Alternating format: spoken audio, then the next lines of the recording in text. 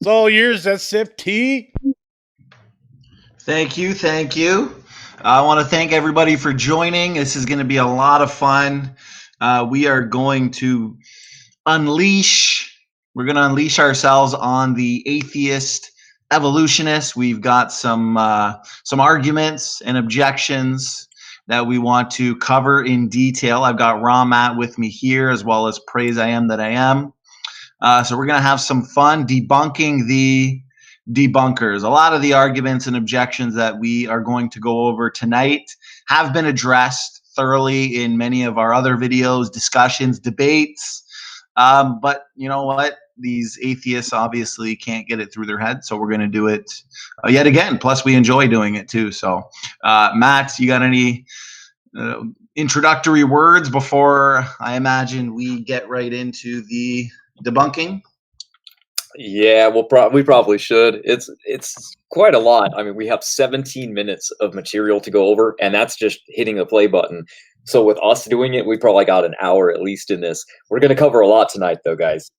So get ready. Whatever they mention, we're going to be explaining. So get ready. So go ahead and share, Matt, and we'll get this rolling. All right. Let's do this. All right. Can you see? Yep. All right. Okay, guys, make sure that you can hear me. I'm just going to play the first 32 seconds, okay? I read a paper today, part of it, Debunking the Debunkers by Jeffrey P. Tompkins, and it's pretty bad. It's about Chromosome 2. The reason these guys don't get published is because they whine. I mean, it's amazing. They go on and on about, nevertheless, a number of attempted rebuttals of my research posted on various internet blogs have appeared. I mean, does that belong in a scientific paper? What do you guys think about that? You think because Tompkins is online that he deserves to not be published?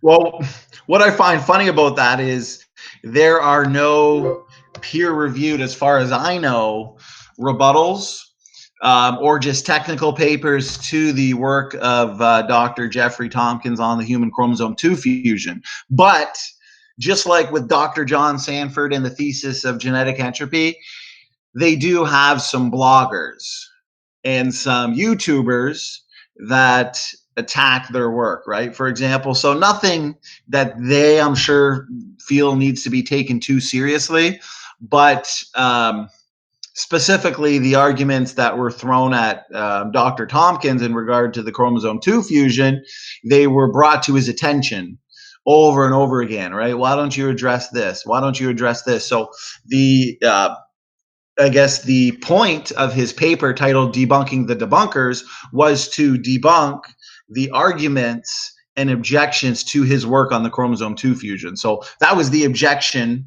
or the objective of that paper. So what Speed of Sound there is saying doesn't really make much sense. If there was a technical paper that Dr. Tompkins needed to address, he would, but they're not out there because his work can't be debunked. And as far as I know, I don't think there's any thorough debunking by these guys on the chromosome 2 fusion either. So right, yeah, it doesn't make any sense. As a matter of fact, you get more criticism, and as you know from running your YouTube channel, you're going to get more questions from critics than you are ever just going on a peer-reviewed thing and just leaving it out there. Putting yourself there online is way more critical and technical. Well, and it's funny too because, you know, we debate these guys on, let's say, this issue, for example, the chromosome 2 fusion, and I guess I'll use an example. I debated, obviously, Speed of Sound on it, and also a biologist the other day on T-Jump's channel, and a lot of the discrepancies to the chromosome 2 fusion in genetics, they seem to not be aware of. Right? Like, for example, the so-called deactivated centromere, you know, you ask them to show you where that is, since that should be there, and they can't point to it. And then you tell them that this area that's supposed to be the deactivated centromere that site is way too small. It's too human to actually be a remnant centromere. And then I guess the fatal blow to that idea is that an entire sequence is internal to a functional gene, and they've never heard of these arguments before. Even the satellite DNA, Matt. If you remember, when I was debating the biologist, I was telling him that this so-called telomere to telomere chromosomal 2 fusion in the human line is different. It doesn't have the same pattern as observed chromosome 2 or chromosome fusions in general. And I talked about the satellite DNA that is absent in the human chromosome 2 fusion, and he said that no, it's found there, and he presented a paper after the fact, and we looked it over. What were your thoughts on that, Matt? That's right. Well, he didn't mention the fact that it's 10% smaller, and like you said, he gave us a paper, but he just read the title. If you go through it, the only place the satellite DNA was found was in your centromeres, nowhere near the telomeres, not a single place in the paper. So they knock us all the time for presenting scientific papers, but they don't read them. They just exactly. I mean, satellite DNA, it's a huge problem, and there's so many things that they need to show us to demonstrate that this really is a fused chromosome site. If it really is a legitimate fusion site, then they have to show us the remnant telomeres. They need to show us the cryptic centromere, of course. They need to explain the satellite DNA, and we're not seeing any of that. And Dr. Tompkins has addressed in that paper, Debunking the Debunkers, that speed of sound was just scoffing at. He addresses those arguments in detail. So that was the objective of that paper. I hate straw man. Oh yeah, but not only that, I mean, speed of sound also we'll get to it, because he states that. He even says, well, the reason we don't see it, and the reason it's all messed up, and the reason it doesn't match is because it's like a train wreck that happened 6 million years ago. Right. So already a rescue device, Oh, that's why it doesn't match. Yeah. And what do you think about that, Matt, in regards to that rescue device, as to why the telomeric region seems to be so degenerate? Oh, well, it matches our model right away. But it's funny that they said, oh, they predicted that it'll match, but yet it didn't match. And now they're saying, oh, well, that's because it was a train wreck. Oh, I see. So damned if you do, damned if you don't. See what I mean? Always a rescue device. Always a rescue device. And you know what? They may think that they've explained that away, and then you can just go to another discrepancy, for example, the so-called cryptic centromere, and you'll see that they have no answer to it. So there's just so many discrepancies, not to mention the fact that the reputed fusion site is spanned by a functional gene. So I mean, he doesn't really go too much into, there's not too much substance here, I believe, in debunking the chromosomal 2 fusion. I remember at one point Mike was hoping that I think CRISPR was in there to ask some questions. So if the audience, I guess, wants a really thorough debunking of chromosome 2 fusion, I would definitely suggest watching my human chromosome 2 fusion debate with speed of sound, as well as the portion in T-Jump's debate where we discussed chromosome 2 fusion. Right. Exactly. All right, we'll jump on the next one. You ready, Praise? I think this one's for you. Oh, here we go.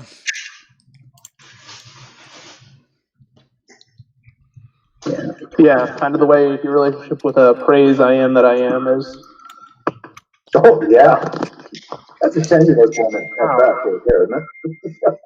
Yeah, definitely. He's an interesting guy. He's brought me into Stenny for Truth Show a couple times, and I had a little trouble talking to him. I think, tried to strike up a conversation, but he's a different kind of person. Praise That I Am. We tried to, just tried to have a conversation with him prior to going live, and I didn't think it went well. I don't know. Yeah, always a little bit hard to judge. Yeah, but I don't know much about him.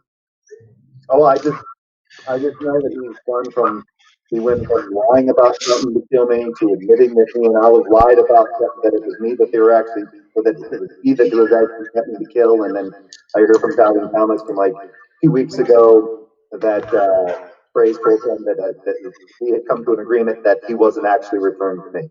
So it's been interesting. Wow. All right. What do you say, man?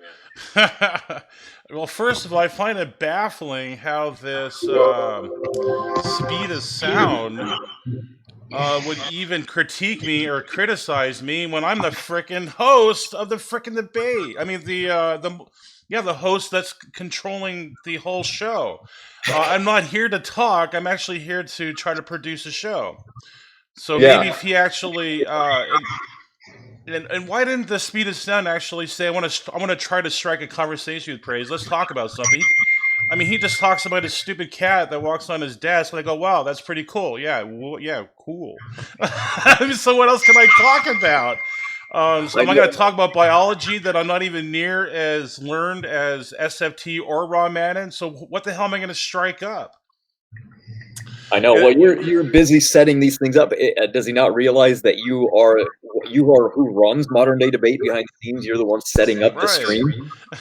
Yeah, see, I'm there to do a job. That's my duty. So I mean, come on, really, speed of sound. I mean, at least say you're gonna try to strike a conversation with me, then maybe I can go into that mode anyway.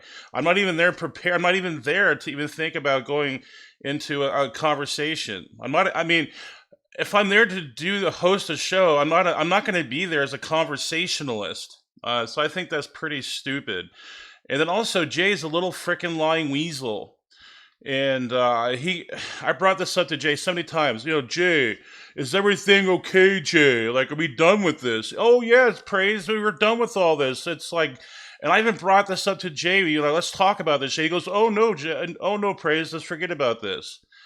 And then he just starts, just starts oozing out like a little child about me and our stupid, our ordeal. And I mean, at least be honest in front of my face, then, Jay. If you're gonna bring it up behind my back, at least let me know you're gonna do that to other people, so I can actually, have a legitimate understanding of you. So I know you're a little lying weasel. So there we go. That's all I have to say about that. All right. We will move on. That's pretty much how this stream started out, though. So obviously it's in the beginning of this because we're about to jump into the science, but they're calling out everybody. What am I supposed to do? Just ignore all of it? So yeah. Okay, here we go. Another screen share. Jeremy. Oh God. Super bad. Whatever. Yeah.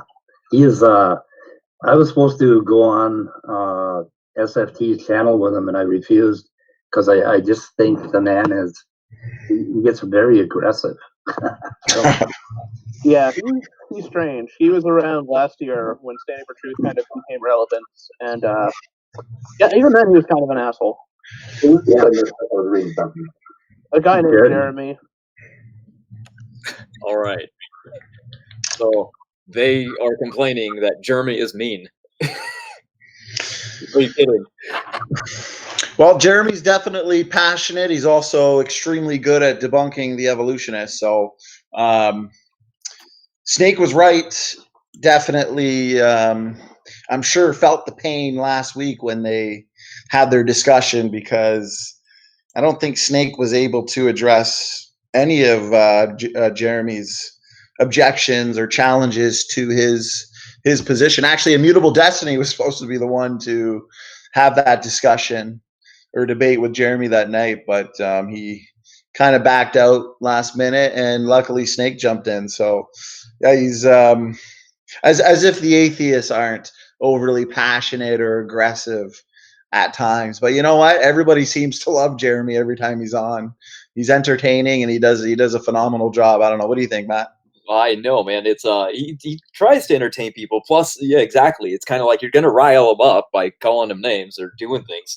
So it doesn't take much to rile them up. So why do you rile them up in the first place if you don't want to feel? Yeah, exactly. Yeah, if you're gonna go off topic like Snake did, or you're gonna bring up the politics or the straw man argument, well, you're just asking for trouble against Jeremy. He debates like a lawyer. and he's not going to let you off the hook on his specific point. So I think that's intimidating to the atheists. It is. He doesn't talk over you like Aaron Ra does. You know what I mean? He just shuts you down and just ignores you and screams over you. He doesn't even do that. He's just aggressive when he talks, so they're mad about that. But whatever. Exactly. Anyway, we'll move on. That was real quick. I can't think of it right now. Gene conversion. And I don't think he knows what gene conversion is and how it really does not help your case for creationism at all. And interestingly, so when he was talking to Erica, he dismissed gene conversion as a rescue device by evolutionists to get over the issue of how the human Y chromosome is degrading. Right. Yep. Which I just found to be precious. Precious. I like that. Are you? By the way, is the audience able to hear that when I change up? I increase the sound so everyone can hear. I hope they can. Yeah, is the sound okay to the audience? Because I did. Somebody in the chat did suggest that there's a bit of an echo, and he suggested to. Let me see what he said. He said, "I would recommend not using StreamYards with OBS, as the audio seemed to be messed up." So I don't know much about that, but does it seem pretty good on your end, Praise? Yeah, I don't hear no echo at all. Okay, good. As long as the audience can hear this. Yeah, as long as they can hear, and it's all good. Yeah, the gene conversion comment's definitely interesting because actually, you know what? It brings me back to a memory of a debate. I think it was like my fourth debate with CRISPR back in the day, and we talked about recombination and gene conversion in relation to the created heterozygosity hypothesis for quite a while. Maybe I'll link that debate afterward. But gene conversion and recombination are two major mechanisms that we look to in that model, as you know, Matt, in the created heterozygosity hypothesis, because the evolutionists, they explain all DNA differences as a result of mutation. And what's funny is, just like in the Dr. Jensen, Dr. Herman May's debate, and I believe that they bring this up later, they kind of scoff at Dr. Jensen and say, oh, his only argument is, show me in my book. But the thing is, that's a beautiful strategy that Dr. Jensen uses, because just like in my debate the other day with the biologist, his name's Aaron on T-Jump's channel, I was going over the coalescence time for mitochondrial DNA and how it's only 6,000 years. It's consistent with a biblical-based model. I mean, mitochondrial DNA worldwide is incredibly similar. We know, based on observed mutation rates, mitochondrial Eve lived just 6,000 years ago. So that's consistent for us. We don't need to invoke evolutionary, phylogenetic, or divergence calculations and assumptions to come up with that number. So just like Dr. Herman Mayes objected, and Aaron, this biologist, the other day objected, he said, well, the nuclear DNA, the coalescence time there is hundreds of thousands to millions of years. So how do you explain that discrepancy? And I asked him, I said, well, how do we explain the origin of nuclear DNA? Just like Dr. Nathaniel Jensen asked Herman Mayes, who apparently had 6 months to read the book, therefore he should understand the model, you'd think. His answer was, I don't know, you tell me, just like Herman Mayes asked. And it just shows that they don't understand the model, because we explain the majority of nuclear DNA as created functional diversity, right? So that's why our model is consistent, coalescence wise. It's consistent with the nuclear DNA being created, which leads to testable predictions on speciation rates, mutation rates, DNA function. These predictions are coming true more and more every single day, and the mitochondrial DNA based on a constant rate of mutation since creation. So they flow perfectly. And then the evolutionists, on the other hand, they've had wrong predictions on both compartments, and that means we don't need to explain all the diversity, as you know, Matt, through mutation. We can look to recombination and gene conversion. Recombination is like shuffling a deck of cards. You're going to get new varieties, new traits every single generation. The chromosomes are exchanging their genetic information. I mean, in forming sex cells, chromosomes undergo recombination, gene conversion. This is basic, but gene conversion, it's similar to recombination, but it's only tiny amounts of DNA that are involved, and that can explain linkage groups, right? Because these linkage groups are linked together. So recombination doesn't independently assort them, but gene conversion can. But it's funny because these linkage groups in general are a killer for evolution, because these linkage groups are essentially linked forever. Occasionally, you know, they can be broken apart with gene conversion, but for the most part, they're linked together forever, which means they can only undergo degeneration. Even if you throw one beneficial mutation in there, it's going to be diluted down by all the deleterious mutations. So there's just so many problems with their model. What do you think, Matt? Go ahead. Oh yeah, man. Well, think about it. They're complaining about why you just negated it with Erica over the Y chromosome, but let's explain why. Because the gene conversion for evolutionists is their worst nightmare when it comes to the chromosome, because they think that the Y chromosome is going extinct because of its smaller size in comparison to the X chromosome. See, they think that the X and Y chromosome were once identical in size, and they contained all the same 1,000 genes. And then eventually it lost, what, like 640? This is wrong. This is the wrong starting point. Thus, they get the wrong conclusion. I want you to think about it like this. A little bit of damage on basically a little section would cause lots of damage, right? As opposed to a large section of the genome where the same amount of damage wouldn't show any signs at all. And this is exactly what we look at when we see the X and Y chromosome. This is why it's a nail in the coffin, as I said, because gene conversion, or lack thereof in this region, because they actually found that a new study looking at the Y chromosome, which was published by the Public Library of Science, they sequenced portions of the Y chromosome from 62 different men, and they found that it is prone to large-scale structural rearrangement, allowing gene amplification, and mitigates gene loss in this region. That same exact study showed that the Y chromosome has developed unusual structures called palindromes, which protect it from degradation. They recorded high amounts of gene conversion events in this palindromic sequences on the Y chromosome. And they found that it basically is a copy and paste process that allows damaged genes in that region to be completely repaired. So using this undamaged backup copy as a template.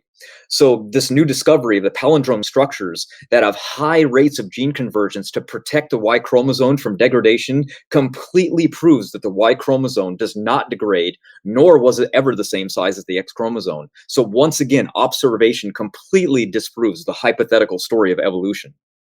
I have a question for you guys. Yeah. You know, like when biologists, we'll call them biologists, but they really are evolutionists. But when they do these papers and they do these experiments, do you think that they do these experiments and papers with an evolutionary bias? Isn't that the only thing they're doing is confirming their bias? And is that what you guys see too, or do they actually have a neutral viewpoint and like say, hey, maybe intelligent design? Are they neutral in the way they approach these experiments and papers? Well, some, like the ENCODE, tried to be really unbiased, but for the most part, they get grant money. When you get funded to present evidence, to find evidence, you better find it, right?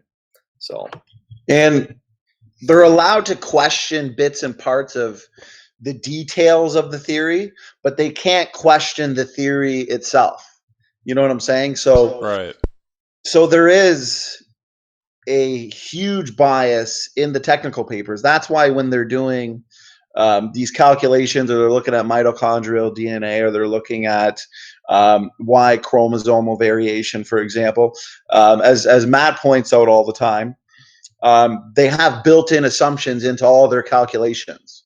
Because when you actually just use pedigree-based study on the mitochondrial DNA, well, that's going to take us back to a mitochondrial Eve 6,000 years ago. So, yeah, you're absolutely right, Praise. There are built-in evolutionary assumptions into all their technical papers. And that's why, for example, if you watch my second debate with T-Jump, he pretty much had to concede almost after my opening statement that we do make testable predictions, which is funny because that was the title of the debate. But then he had to go into the methodology. Well, what methods are they using? But guess what? It doesn't matter because creationists are going to use different methods, okay, in their technical papers because they don't have built-in evolutionary assumptions. And because of that, they won't be published in a secular journal, right? Because now these creationists are actually questioning the bigger picture, the theory as a whole, not just some minute details. So there's a huge bias there. Good question, Grace. Bingo. And I'm saying that's why their papers are pretty much irrelevant when it comes to real science. And so whenever an evolution invokes a paper, it's really not much because they have already assumptions built into the paper itself. So why would we care about that? Well, and that brings up a good point too, because I'm going to use two examples: pseudogenes and endogenous retroviruses. Okay, we now know that they perform crucial functions in our genetics. Okay, so for example, I'll provide technical papers showing the number of functions being found in these endogenous retroviruses, the retrotransposons or the pseudogenes, for example, and they will accuse me or they'll accuse Matt, for example, of not doing our due diligence on the source data because, these authors, they've said that these functions were co-opted through evolutionary means and processes. But guess what? No. They don't know how to read between the lines, okay? They may say that these functions in the endogenous retroviruses were co-opted, but that's nothing more than mere uninformative gloss. There's no actual observable evidence. And in my debate with Aaron, the biologist, I said, I challenge you to show me a paper that actually gives empirical evidence for a non-functional endogenous retrovirus going from non-functional to functional, say in the placenta or something. And he admitted, he said, I'd be lying, if I said I could provide that. So they don't know how to read between the lines. Of course, a lot of the papers coming from the secular peer-reviewed journals, they have the evolutionary assumptions in there. So they're not going to read between the lines. But we're just taking the papers and saying, hey, listen, look what they're discovering in regards to, in this case, right, the pseudogenes. What do you think, Matt? Exactly.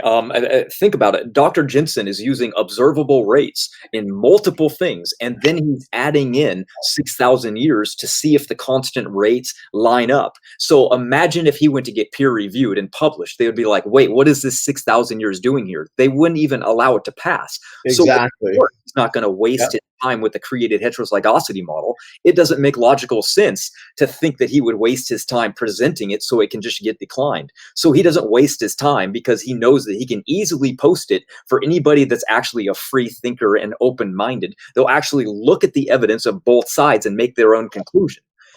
Because that's what I was going to do earlier. I was going to tell you guys that the gene conversion rates, and with the mathematical addition to the model of the created heterozygosity of Adam created 6,000 years ago, it follows the constant rate of recombination and gene conversion, and it explains the number of the haploblocks group that are present in today's human population. So obviously, our model, looking at observable rates, proves that our model is very valid and actually far more valid than the assumption rate methods that they use in these models, because they have to prove it for more grant money. Why in the world? Yeah, exactly. Yeah, why in the world would they present evidence that wouldn't be getting them more money? Of course they're going to. That's why they're always the first to find a new missing link. You know what I mean? They have to. Well, it's interesting when they're doing all their phylogenetic studies or they're sequencing the genomes and doing genomic analyses and comparisons. They've got all these massive government grants, to compare all these sequences, as if someone were to just give me a government grant to compare all the lines of code in like Microsoft Word and Microsoft PowerPoint and then discover, oh, wow, these two programs are 92% similar. They must have evolved from Morse code billions of years ago. Like they get all these massive government grants to do good empirical work and then come to the totally wrong conclusion because, as Praise pointed out earlier, they have built-in evolutionary assumptions. So yeah, so I'd say intelligent design creation has the most unbiased perspective or approach. But you guys want to share now, or Yeah, keep going. That's good. Sure. Share. Well, and I don't know if he's like raised this point to you, but he occasionally tries to make this point of like, yes, like there's such a thing as neutral mutations, but if there's too much of them, they accumulate and they somehow become have a deleterious effect, and it can't be ruled out though because natural selection can't detect it if it's negative. And the thing is that he likens it to rust on a car. Well, what happens to GCTA when it rusts? It becomes GCTA. It doesn't change composition like rust does. It becomes another code and it does something else. And he has this idea, and they all do. They have the idea that God created this perfect program in DNA and in the genome, and ever since then it's been falling apart. And so they see it as, every change is a negative change, and that is just so obviously not the case. I mean, there wouldn't be a creature alive in the world if that was the case after even 6,000 years. There it is. You're up. I find that incredibly funny because after over a year, I'm sure, of Immutable listening to a ton of my debates, a ton of your debates, Matt, a ton of our videos. He's even participated in discussions with us. He seems to finally somewhat understand the thesis of genetic entropy. Yeah, these nearly neutral mutations are accumulating in our genome. We die primarily due to mutation accumulation. Okay, but that's on a personal level. There's also genetic entropy on a species level, on a population level, because 100 of these genetic mistakes are passed on to the next generation. Because most deleterious mutations cannot be selected away, they will accumulate from one generation to the next. That's why I asked Erica, I ask nearly every evolutionist I debate, what type of selection can remove the unselectables? And they always laugh. Godless Engineer, in his video, he said, why is Standing for Truth asking a question like this if they are unselectable? And that's the problem. There's no answer to it because they're essentially invisible to natural selection. And the thing is, based on the known functionality of the genome, they're going to say that a lot of these changes, say in the non-coding areas, for example, that they assume are junk. Immutable is assuming that they're junk, and speed of sound as well. But what we know about like encode, for example, as you talked about earlier, Matt, most random changes will be deleterious. You can't change a letter in a book for the worse and it not be slightly deleterious. But just for sake of argument, because I know I've spent hours debating junk DNA with these evolutionists, okay? And they have to conclude that less than 25% of the genome is functional, or else there would be rapid degeneration. But even if you gave it to them, Matt, even if, let's say, we said, okay, 90% of the genome is perfectly neutral junk DNA, okay? Yep. Think about it. There would still be about 10 harmful mutations arising in every person, every generation. Now, this isn't true, okay? Far more than 10% of our genome's functional, obviously. But for sake of argument, we're just giving this to them. That means even the most fit individuals are still more mutant than their parents. And so even with intense selection against the less fit, it cannot stop mutation accumulation. Natural selection cannot stop the accumulation of most harmful mutations, even if you gave them 90% of the genome as junk. So any more than that, function-wise, just degenerates the genome even faster. They literally can't get out of this. And that's why they're always on the defense. Okay, that's why they're always on the defense when it comes to genetic degeneration. Real population geneticists, not these guys on YouTube or bloggers, they're at least coming up with mechanisms, for example, synergistic mechanisms, synergistic related mechanisms, mutation count mechanism, to explain this away. And those have all been thoroughly refuted in peer-reviewed technical papers, actually, through computer simulation. So, but at least they're coming up with mechanisms, because they'll admit man's degenerating. These guys can't even get past their basic assumptions. You know, when they think of a neutral mutation, they literally think that that mutation has absolutely no effect on genotype, and they couldn't be any more wrong. What are your thoughts on that, Matt? Oh, absolutely. I mean, think about all they have to do is go to Google and type in de novo mutations in human disease. They will find a direct correlation to junk DNA being linked to multiple diseases, including intellectual disabilities, autism, germline diseases. You brought up autism earlier. It made me think of it. There's neurological problems. There's all kinds of things that are associated with junk DNA and de novo mutations that are handed down. So we know that they cause a problem. I don't see why they're saying that it doesn't. They've obviously never looked into it, or else they wouldn't make those things. And then even epigenetic modifications, which are, Right. controlled by us, even those usually result in errors, which can cause DNA error. So even epigenetics is a disaster. There's neuron accumulation, that which causes mutations in our brain and why we age with cognitive decline. There's so many problems that cause the downregulation, and very few things to actually stop it.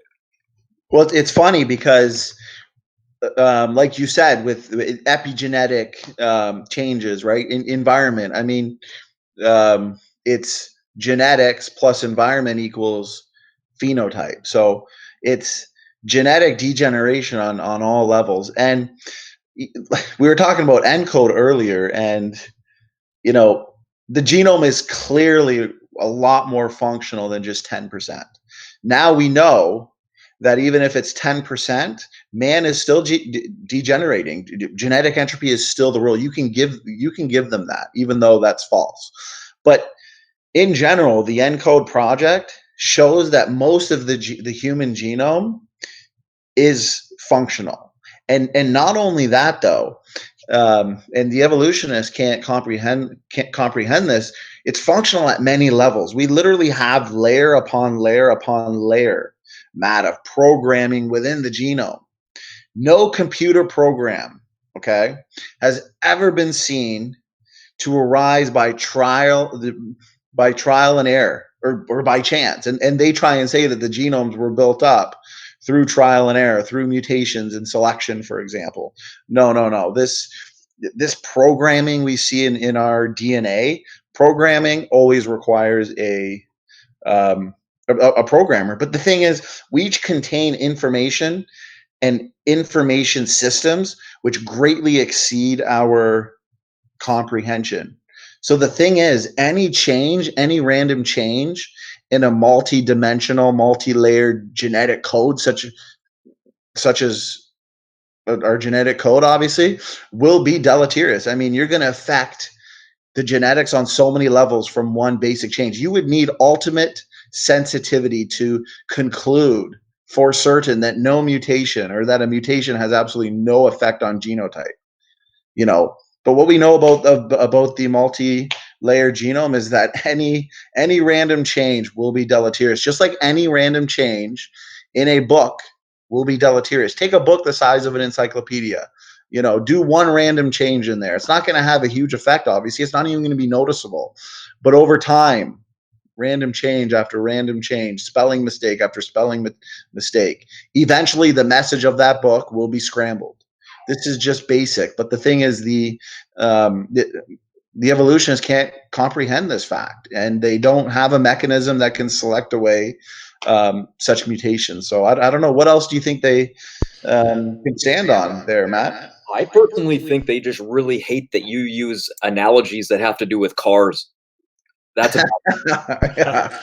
Oh yeah. Speaking of that, you'll hear evolutionists parrot this all the time. They'll say, "Well, if your God is such a great intelligent designer, why is there so many defects Yeah, on right, and all exactly. this and that?" You always hear these things. Well, duh, genetic entropy. It's like right in front of your face. And the Neanderthals are perfect. I mean, gosh, they ran faster than us. I mean, they had muscle, and as far as I mean, if you look into that, I mean, well, there it is. Look up the Neanderthals. There's your perfect human being. Well, it is funny because it's a straw man. You know, why do we have all this disease? Why do we have all this mutation? You take you take our genetics right now, okay? The accumulation of mutations. You take the state of genetic entropy today to a point of least genetic entropy. That is a point of creation, and that's perfectly consistent with our model. I mean, our information systems are degrading due to these random changes. And what's funny is I've heard this so many times now, and I'm curious as to your thoughts of this too, Praise, because you're really good with information theory and intelligent design. Godless engineer will often argue that biological information is merely organic chemistry and not real information. But the way I see that, that's like saying an encyclopedia has no real information. It's just paper and ink. Or that a computer contains no information, no real information. It's just electricity flowing through circuit. I mean, information is information regardless of the medium. Well, You know, here's what do the you think thing. about I that? mean, I'll give credit to this. Really, credit belongs to Neff on this, but he showed that information is not only algorithmic; it's prescriptive. Right. Now, you don't get prescript. Sorry, that's like going into the realm of ontology. That's in the mind. I mean, that's in the realm of mental causation and stuff like that. So, I mean, already that's been destroyed. Evolution just based on that.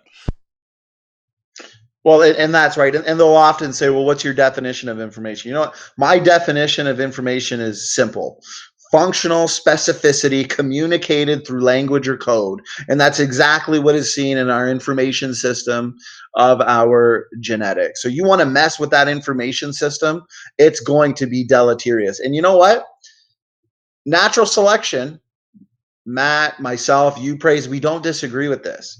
And the evolutionist wants to argue about the silliest things. Let's actually argue about the problem, because yes, natural selection is going to see the worst detrimental mutation, okay?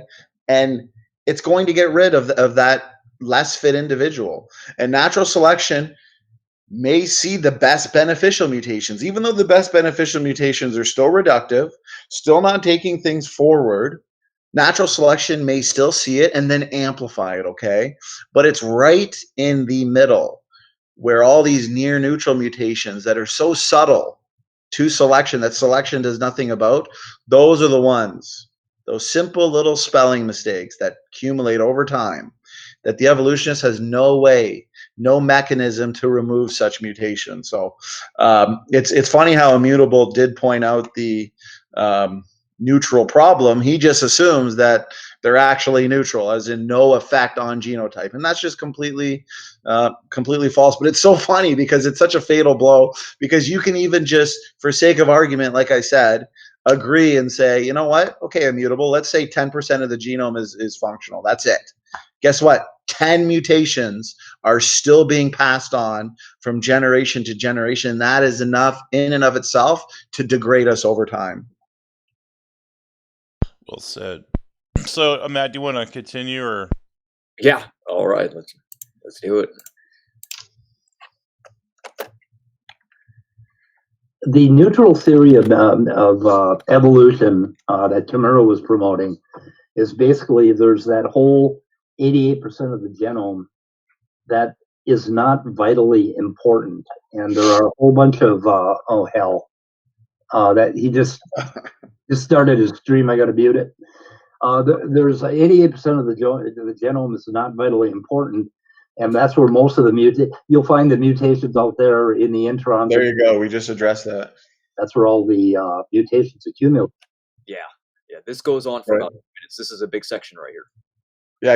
Yeah. What's good is we've pretty much addressed it, and now that you're playing it, you can see that those are the arguments they use. 88% of the genome is nothing more than junk, and that's where these mutations occur, and they're absorbed by the non-coding regions. Well, no. We know that the non-coding regions are vastly important. Functional RNAs are what we see in those areas, among more things. But he's even admitting that he at least believes it's 12% functional. There's 12 mutations getting through to the next generation, even though the genome is at least the trajectory is set for a total function of 90% or more, which means genetic degeneration is certain. So, and what he's talking about is Kimura's near neutral theory, right? Because the evolutionists believe that these mutations build up, okay, but they're neutral.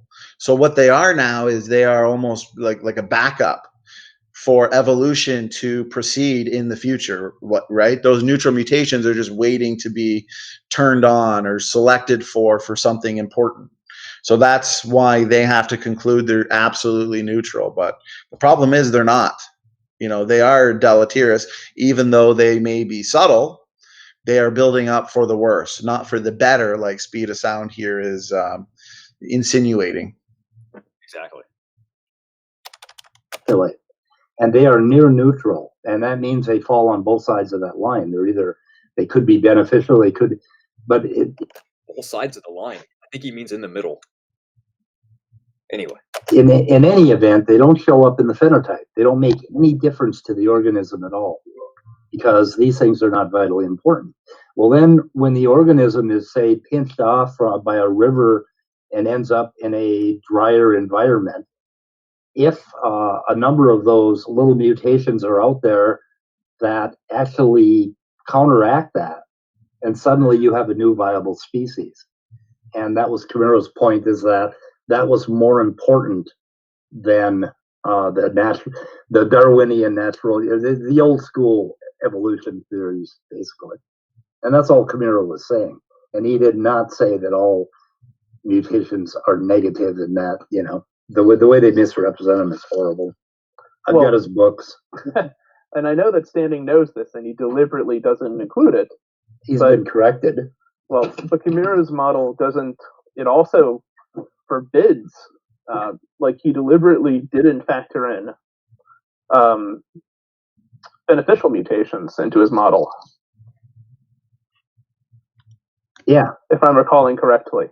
Yeah, well, he didn't want to. Well, because it turns out if you do, it increases the fitness of an organism exponentially. Yeah, it screwed his models up. He was trying to show something else. I haven't read the whole book, but I spotted through enough of it to get the gist of where he's going. Nice, like that. Didn't even read the thing. Just like replacing Darwin and probably genetic entropy. What are your thoughts on that, Matt? Since I just talked a lot, maybe you have some thoughts on. So I guess they're saying that we misrepresent Kimura, and beneficial mutations apparently can counterbalance the damage. I mean, what are your thoughts on that, brother? I made a video describing it with Pac-Man. I think that's the best analogy. The reason he didn't include beneficial mutations is because there are so few of them. People think all of them. Remember, pretty soon he's going to break into the El Milano. You know why? Because it's the only one he can think of. And it's the only one he's got. He read through the whole book, and he couldn't even find another one. You know, that's it. That's all I've got. So there's so few that they can even point to, that even though there's just one, let's just give them a couple. Let's give them 10 mutations in the history of mankind that we found. What is the genetic database? What's it at right now? 6,000 deleterious mutations every 3 months are added to the genetic database. That's an annual growth of 24,000 harmful genetic mutations registered by the genetic mutation database every year. 24,000. As opposed to what? One? 24,000 one smoke and crack. You know what I mean? There is no way that one is going to offset those others. And see what they did is they go, oh, one beneficial mutation. So now what they've done is they've presumed that beneficial mutation is as good as these deleterious ones. So what they've done secretly is they said, oh, one beneficial mutation. So now that beneficial mutation is so good that it's going to combat the mutation that causes cancer. Where is that mutation? Oh, that's right. We don't see it. Right. So, go ahead. Keep going, Matt. Sorry. No. I'm just saying that we can look at all the different mutations that are going on in the body at all different times, and there's no beneficial mutation to offset the negatives that are going to come up. We're going to get into pretty soon. It's funny because most beneficial mutations that arise anyways would be far too subtle to be selected for by natural selection, because there's such a huge influx of deleterious mutations, and there's so much going on in the genome. Like I talked about earlier, how it's multifunctional, multidimensional, and polyconstrained. Most beneficial mutations that arise are not even going to be selected for. And like you said, give them one, give them two that are amplified.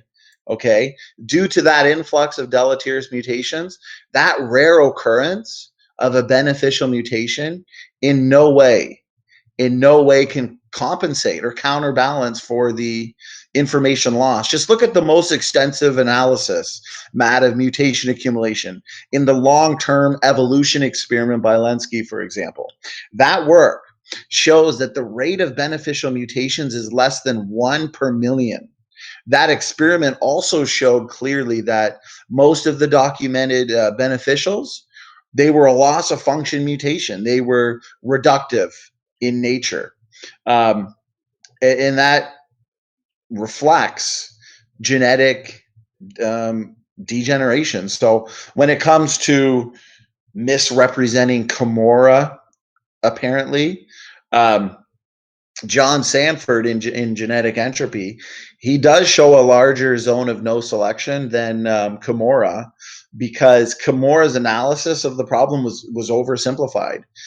He never actually showed the distribution of beneficial mutations, which is essential. And they even admitted that. They tried to say that, Kimura thought that it would, if he showed the distribution of beneficial mutations, that it would offset the fitness too much, I guess, for the better. But the fact is, he didn't actually show the distribution of beneficial mutations. And what we now know is that the one or two rare ones that occur, they're not going to offset the damage. So when you actually look at the facts, anybody should easily be able to see, Matt, that most mutations are going to fall, right? The nearly neutral ones, they're going to fall within that no selection zone. And all of those are going to be deleterious. That means even with, you can give them the most intense selection possible. That zone, that no selection zone, can only undergo degeneration. And then, as I pointed out earlier, let's look outside that zone, okay? The extremely bad mutations will be selected away. That's what natural selection does. It keeps the species as strong as they can be. And then an occasional rare high impact beneficial, which as we know is still reductive, will be amplified. But that's not going to solve the problem of genetic degeneration. So bringing up Kimura and trying to say that we misrepresent Kimura is nothing more than a rabbit trail, because they're still not addressing the key issue.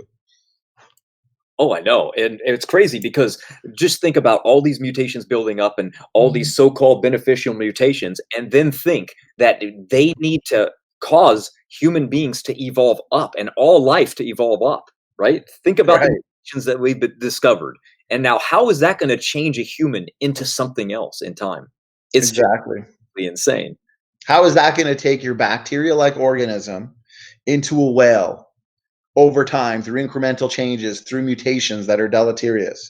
It is a philosophy, and we're absolutely demolishing their philosophy tonight. So the two main reasons why natural selection cannot filter out the bad mutations for the audience, okay? One, there are far too many bad mutations continuously pouring into the population. And two, most bad mutations are far too subtle. They are essentially invisible to be selectively removed. Those are the two major problems, and they can't address that. As you can see here, their main argument is that these mutations are absolutely neutral. But that's completely false and anti-science, because they have to stick to, as Praise pointed out earlier, their basic assumption that pine trees and whales are related. It's just not true, guys. I'm sorry. Do they not think that John Sanford didn't think of this with over 40 peer-reviewed inventor of the gene gun, the inventor of like genetically modified foods? I mean, are you kidding me? Did you know? Here's another thing too. I just looked up. Kondrashov actually has a chapter in his book, or actually the book itself is called "Crumbling Genome." like, what do you really evolutionists? Come on. Yeah. And remember, they'll try and say, "Oh, well, Kondrashov, he may have titled his paper, why are we not dead 100 times over?" But then they'll try and say we misrepresent the paper because in the paper he tries to solve the problem. Yeah, guess what? These population geneticists are frantically trying to solve the problem by inventing artificial mechanisms to select away the mutations. They know that the nearly neutral mutations are not being selected for. Therefore, they're coming up with artificially contrived mechanisms to solve the problem.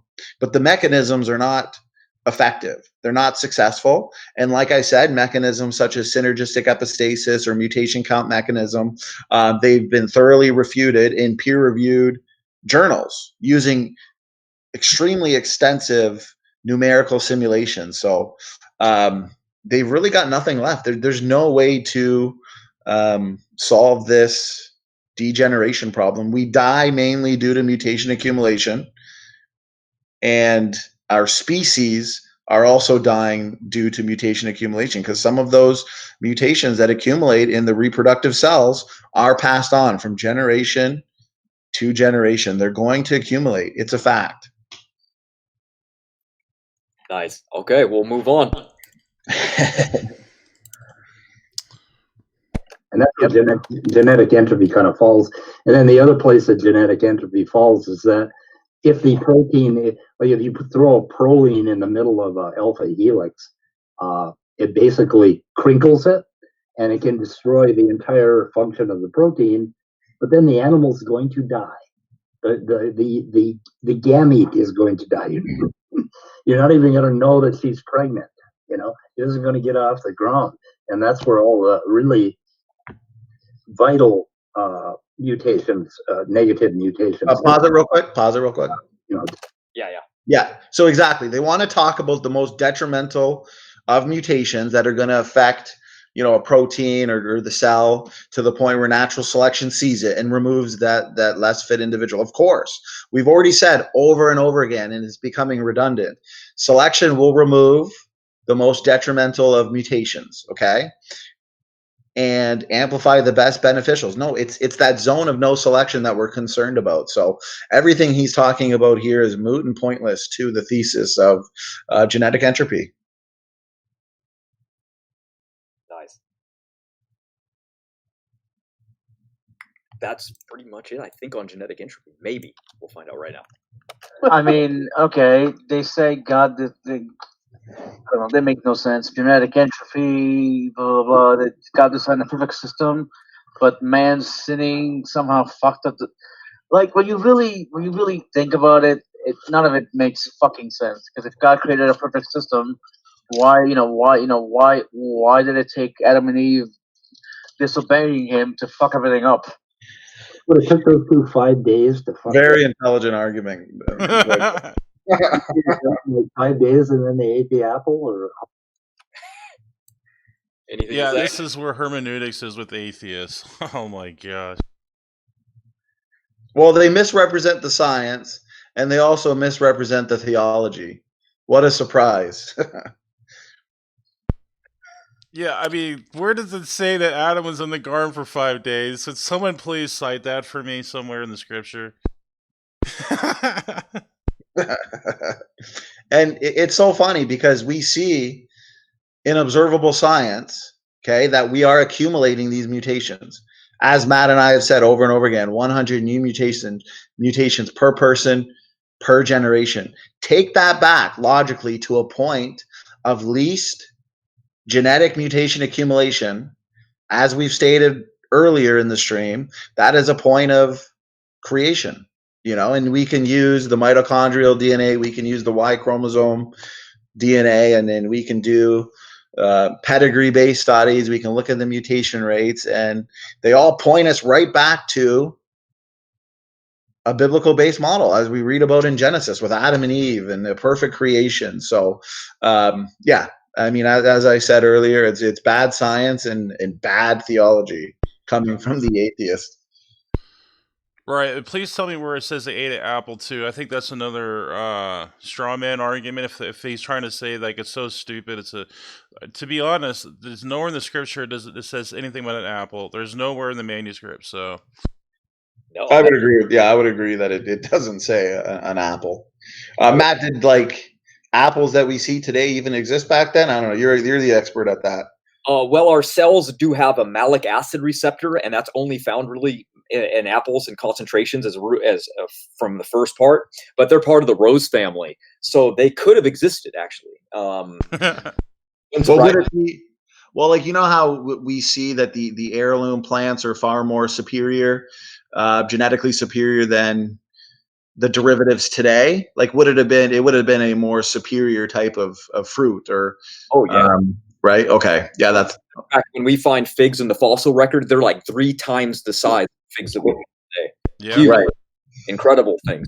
But you know, they're heirloom. They go back in a pre-flood world when oxygen would have made them stronger and better. I mean, almost everything's changed. Even almost all the fruit that is in the grocery store today didn't even exist 100 years ago. But Right. So technically, what they would have eaten, it would have been the heirloom version of something maybe today, but something obviously in the pre-flood world, something more genetically superior. right. Yeah. Okay. One of the coolest things theories I ever heard is it was actually an heirloom pomegranate, because pomegranates contain 613 seeds, and that's exactly how many laws the Torah has. yeah. I want to. So Athena Goddess said. So he corrected him on that. Adam and Eve were created the 6th day. That's correct. Right. And yeah, some of fruit. Yeah, I think Matt might be onto some of that, but I still don't think fruit or apple are in the manuscript. So it becomes speculative, and then when you try to add your own presuppositions into the text, it becomes eisegesis. So it's just we don't know. So let's put it that way. Got it. Okay, you guys ready? Next one? Yep. All right. Here's an interesting question. Like, and I don't know if Standing for Truth has ever tried to answer this. Like, can Standing for Truth actually name like a type of mutation that would be like deleterious? All right. Ian. There's plenty. Where to start?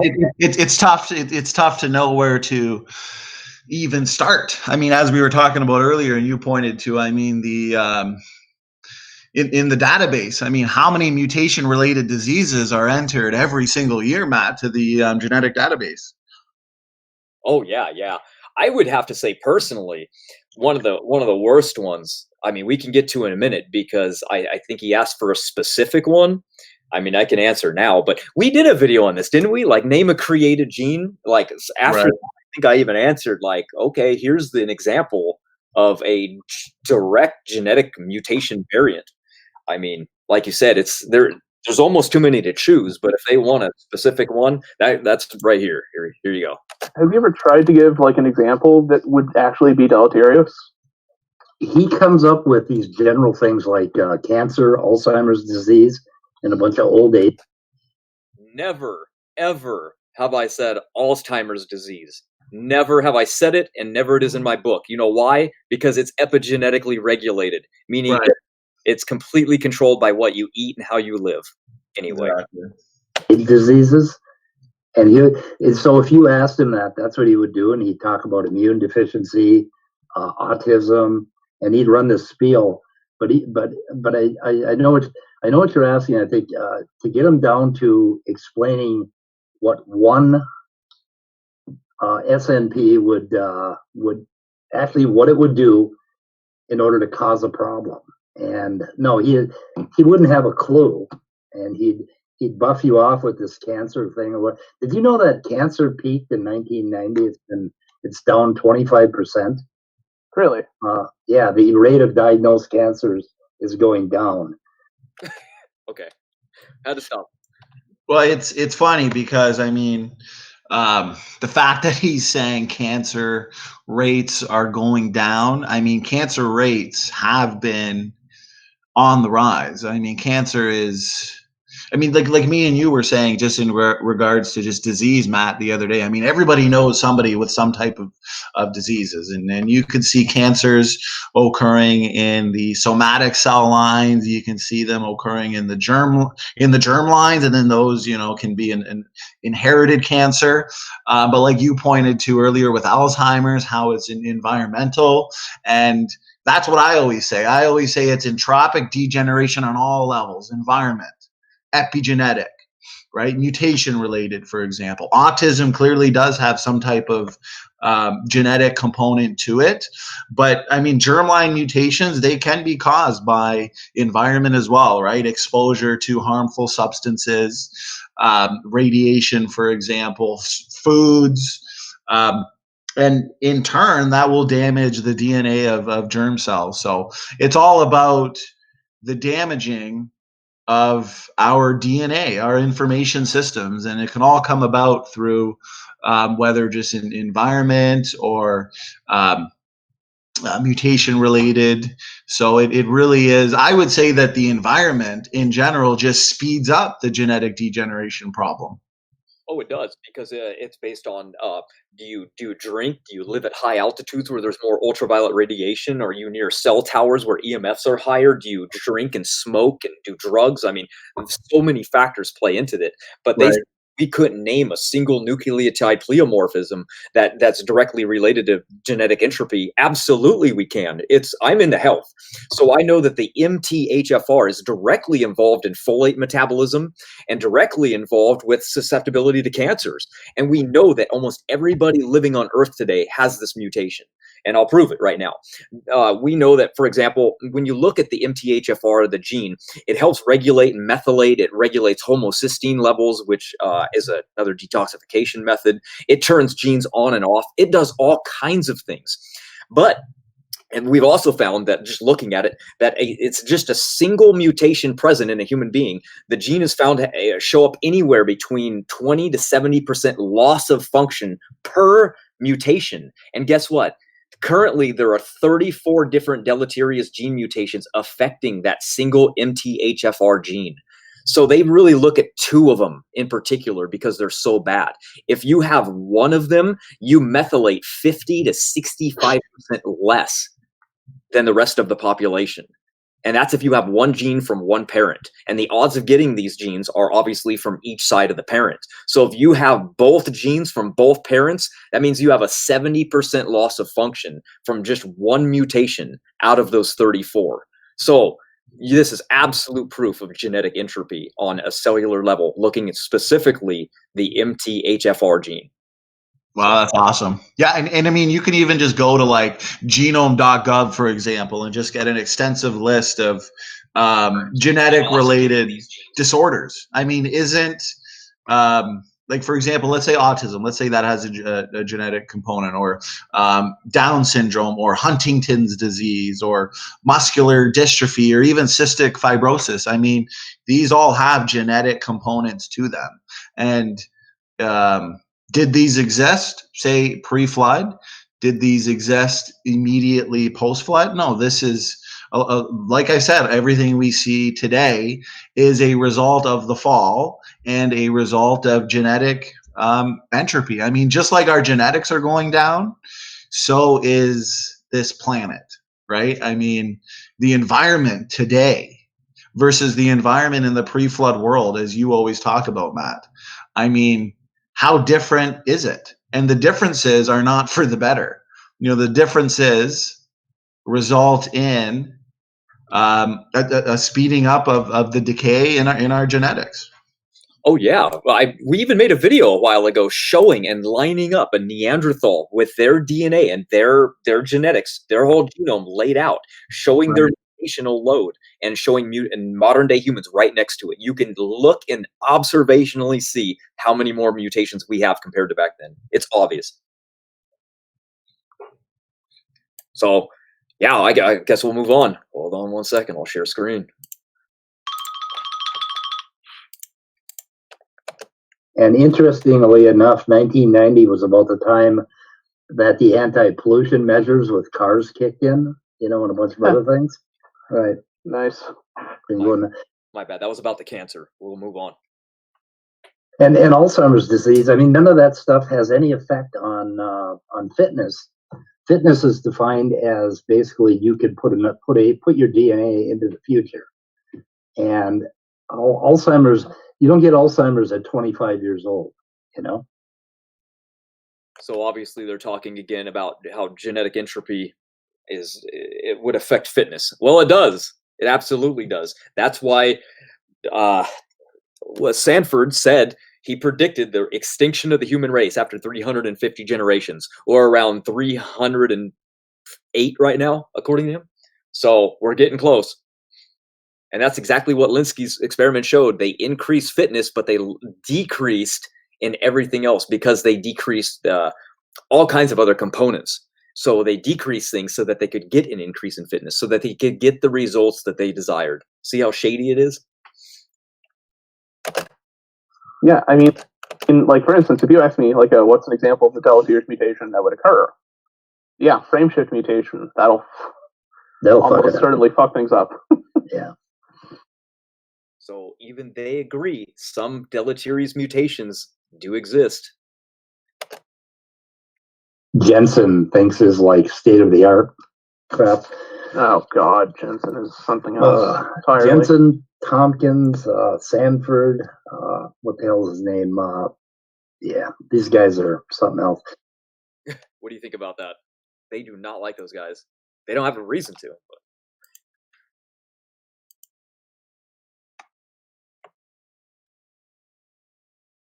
Standing, are you there? Oh, he's muted.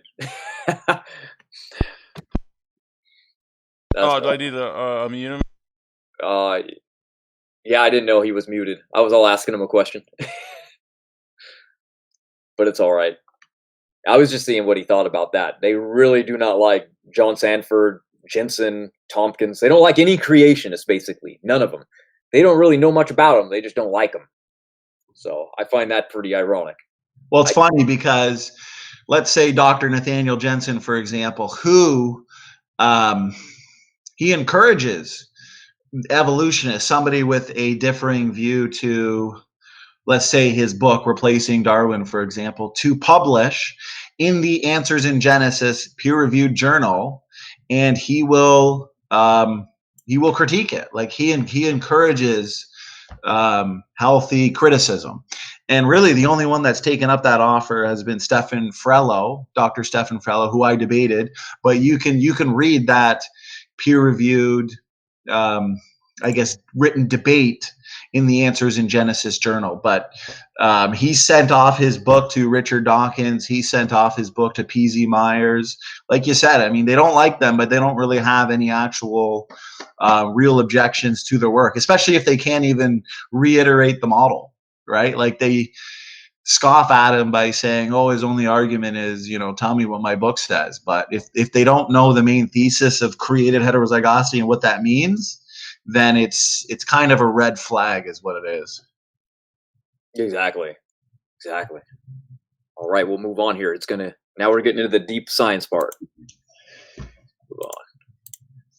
Yeah, the first talk we did was on ApoA1 Milano and genetic entropy.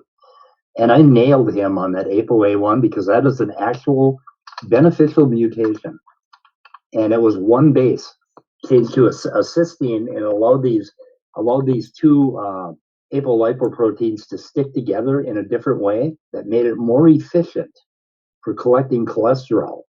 And it had no negative effects that anybody's talked about. And they said it was that it decreased function in, that it was degradation of function. It wasn't. It was an actual positive step forward change.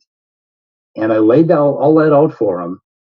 And Raw Matt, he basically linked a couple papers where he explained why it was. I'm trying to think of Raw Meathead. Yeah, so one more time right here. For collecting cholesterol. And it had no negative effects that anybody's talked. No negative effects. You hear what he just said? I heard it. So yeah, okay. The gene did multiple things. So losing the ability to do those multiple things is a loss of function. That's what we're talking about. Exactly. It was a multifunctional antioxidant that reduced itself to do exactly what it already did, but better. See the difference?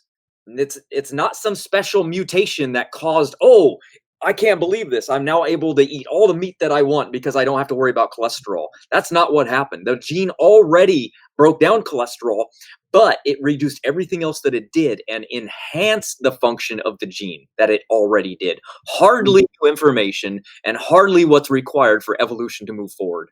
Right. So what it did is it was multifunctional. It reduced the other functions. It reduced its specificity, which is exactly how what I explained to him in the debate. It reduced itself to the one function, and that one function can now do its job better. But it's been a reduction in total functionality, because if it's only reduced to one function now, is that right, Matt? Exactly. It went from multifunction to one enhanced function, right? So Right. pretty obvious. Sure, was there a component, not a cellular, a chemical reaction that allowed this? Sure, no problem. Why not? But what we're saying is this wasn't just some new effect. This isn't upward scale evolution, and this is the only beneficial mutation that they can find. So what if it's not epigenetic, which I bet you anything one day that they'll find out it was, because what are the odds that all of a sudden, through escape from adaptive conflict, the very clever RNA mediated mechanism was able to go, oh, this person's eating pure blood and drinking milk and eating meat to survive. I better learn how to lower cholesterol before I die as an organism. So pretty obvious to me that it is Right. epigenetic. It's just never been proven yet. But I guarantee you, the more they look into epigenetics, the more they're going to figure out that it is. So what if it's a beneficial mutation? It didn't add anything like they're trying to claim that it did. The antioxidant activity for the lipids does not lie with the mutation itself, but with the protein structure that already existed. See the difference? And it's so funny because, like we said, because me and Speed of Sound went round and round on that for maybe 10 minutes or so, and I just said, you know what? Let's look at the bigger picture. Let's hypothetically say that really is a beneficial change, whether epigenetic or maybe just mutation related. Let's hypothetically say that it is. Okay. Now you have one. Is one going to counterbalance the damage? Let's look at the bigger picture, because it comes down to net gain versus net loss, and you're going to need a lot more than just one. But as you explained there, it really is a loss of specificity, and there's no net gain. You can take one or two steps up that mountain and 10 steps backward. You're never going to climb up that mountain, and that's what they don't seem to get. Right. They think something that like mutates to help the organism stay alive is, oh, it's going to change you. You're going to have wings tomorrow. Yeah, exactly. Yeah. Adaptation is going to take your fish to fisherman. I know Speed of Sound likes that, fish to fisherman. Good. SpongeBob and their imagination, it happened. It's real in the books because they have lines. So it's true. SpongeBob. Yep. All right. Next one. Unless you want to say something, Praise. Praise probably fell asleep. All right, we're moving on then. When you grow up with the kind of parents I have, of course, you're gonna wish you had a library like that. So, has Standing for Truth ever tried to, or has Landon tried to discuss abiogenesis with you, or do you even go into that? I talked to Landon about abiogenesis quite a bit on that stream, and I'm not prepared for abiogenesis, but I basically expressed I have some ideas about evolution and abiogenesis, and I tried to put out some of that stuff and just talk to him. I don't know what happened there. It sounded like someone fell out of the chair and almost died. But anyway, we don't need to move into abiogenesis, but they brought it up. and they just talked about it with Landon, so they brought it up, and they talked a long time on it, probably 10-15 minutes straight in their video. But what's the point?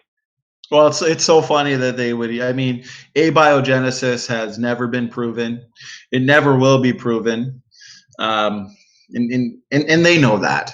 It's just so beyond empirical science that it's pure imagination, really, to believe that non-life can give rise to life through some type of chemical evolution. I mean, it's unbelievable.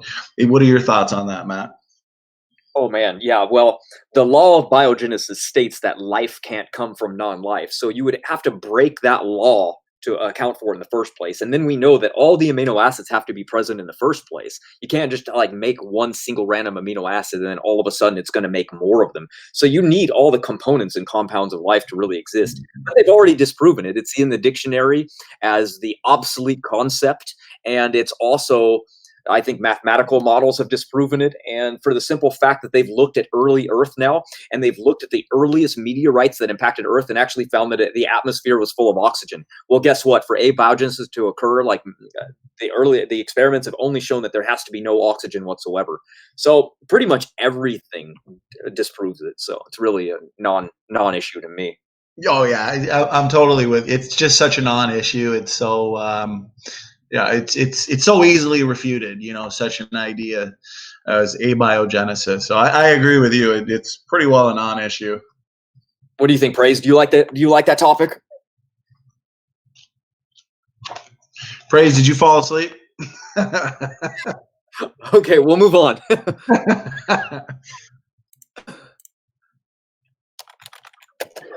What else did we get into?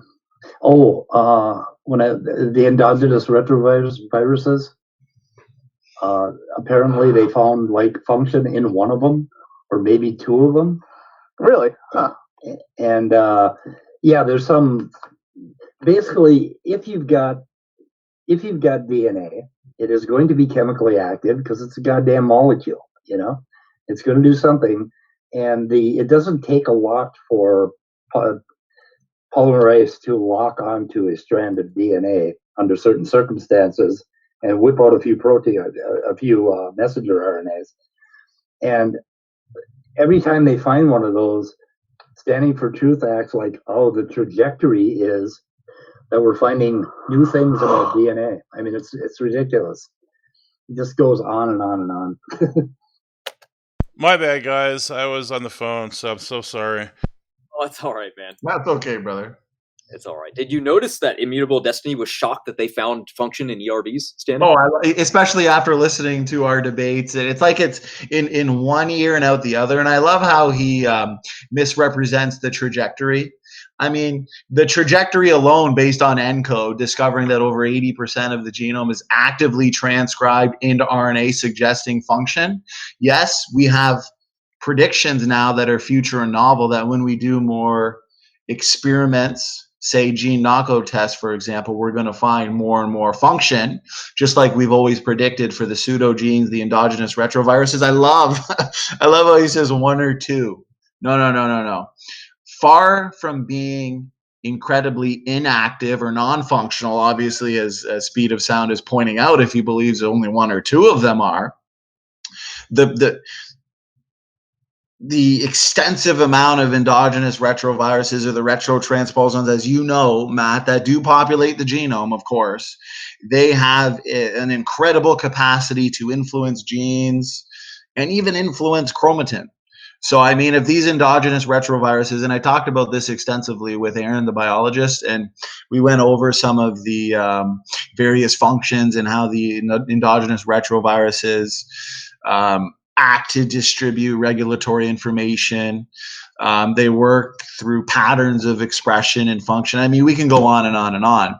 And he had no rebuttal that said, oh, only one or two are found, because that's just false. I want to know where Speed of Sound got that from. I definitely want a source there. I mean, these ERVs are crucial in our genetics. They're regulating genes. They're determining cell types.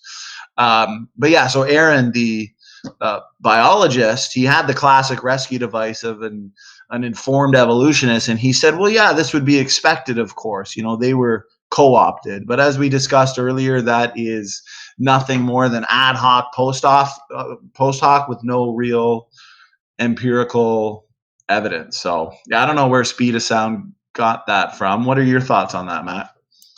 Yeah, I don't know. I think Speed of Sound also messed up when he said, there's only wait, he hasn't got to it yet, so I must have wrote it down. But he said that there were 50 might have function at most, but he's not even talking about ERVs, is what I remember listening in. He actually messed up during his life thing and said that there's 8,000. No, there's not. There's 98,000 ERVs in the humans. Yeah, right. Yeah, I think he goes into pseudogenes. Yeah, you're right. Right. Kind of messed up. And it's funny because, okay, so he's about to go into pseudogenes. Well, guess what? No, pseudogenes have been found to have widespread function. But of course, it's the dogma or the philosophy of the evolutionist to not want to look for these types of functions. So therefore, their lack of experiments to identify the functions is due to their philosophy. And it's sad because us as creationists, we wouldn't expect a genome of junk.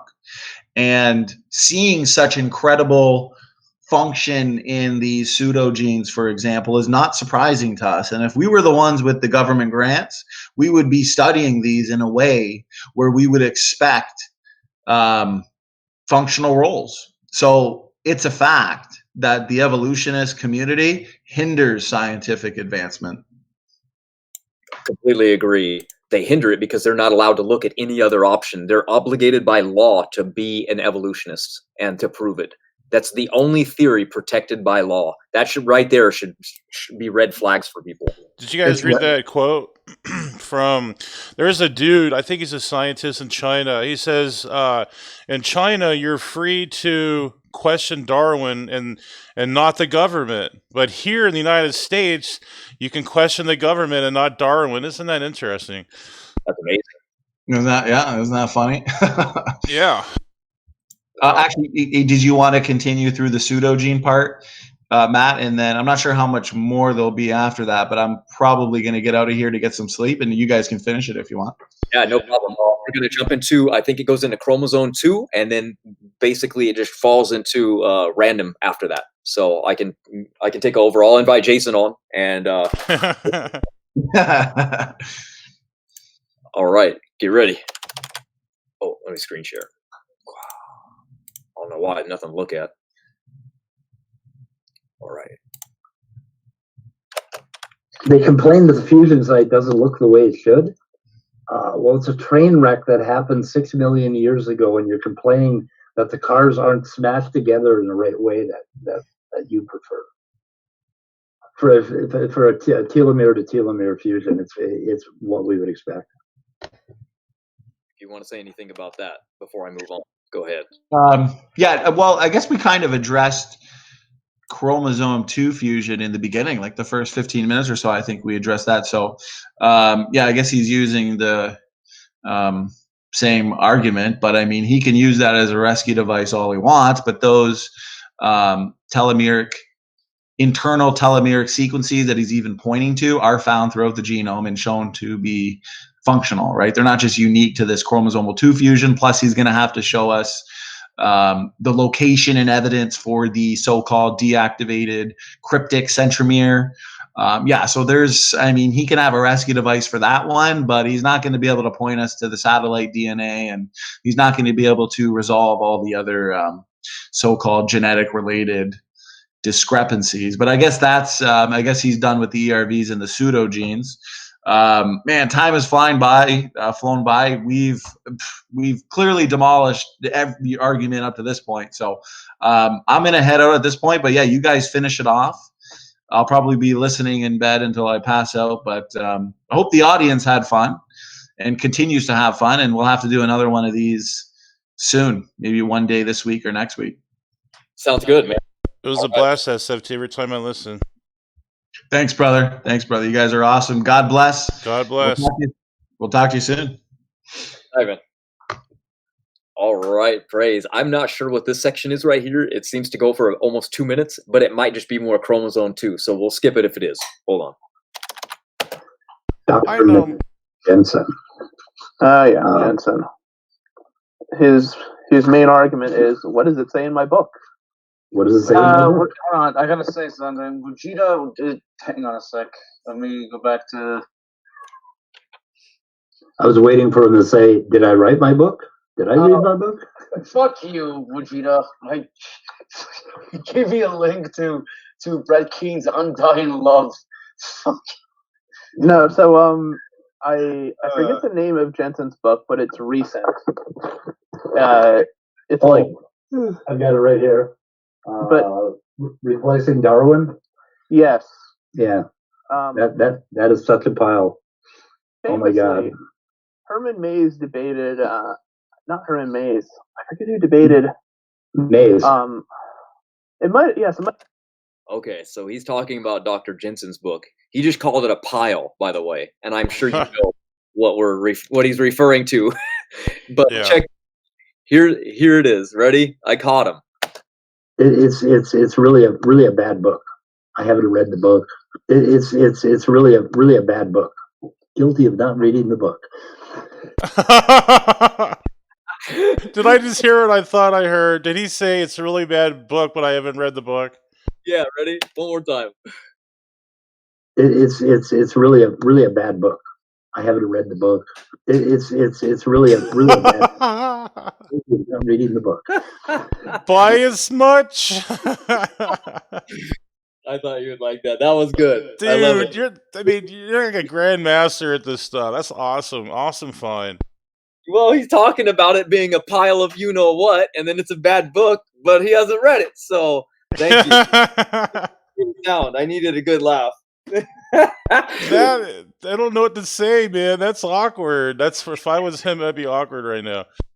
Yeah, that's a good one. He'll have a good rescuing device for that one later. All right. SFT's laughing. Wait, he wants to hear it more. Hold on, let me undo my delete. Here we go. It's really a bad book. I haven't read the book. It's really a bad book. Guilty of not reading the book.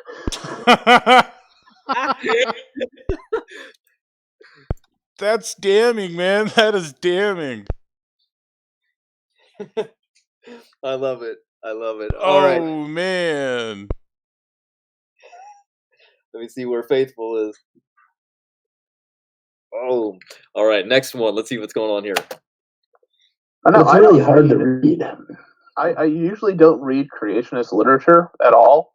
Yeah. Just because I don't feel like losing more brain cells than I have dealing with them. Oh, interesting. You don't read the literature. You actually argue against. How free thinking of you. That's very nice. But then he called it he called it like a piece of junk, didn't he, or something? Well, that was Speed of Sound referring to Jensen's work. This guy is Immutable Destiny, saying that he doesn't look at it at all. That's a different person, but he's saying that he doesn't review it whatsoever. He doesn't even look at the work. So how would he know if it's bad? He doesn't even look at it. Man, I swear, this is funny as heck. Okay, next one. Let's see what else I got here. Like, I kind of got blindsided by some satellite DNA stuff that he brought up during the last debate I did with him. And I realized that there was a paper I hadn't read by Tompkins. And if we don't review or have somebody watching what they're doing, if you want to get ready for a debate with them, just go to those sites and just do that much and maybe check out a couple links.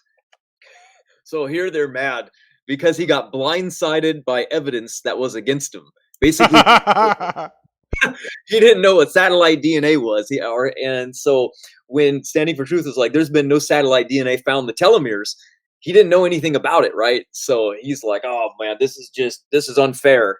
Well, guess what? It's a debate. Don't get into the debate if you don't know what the topic is, or just say, let's change topics. I don't know about this. Don't just keep trying to argue it. It doesn't even make sense.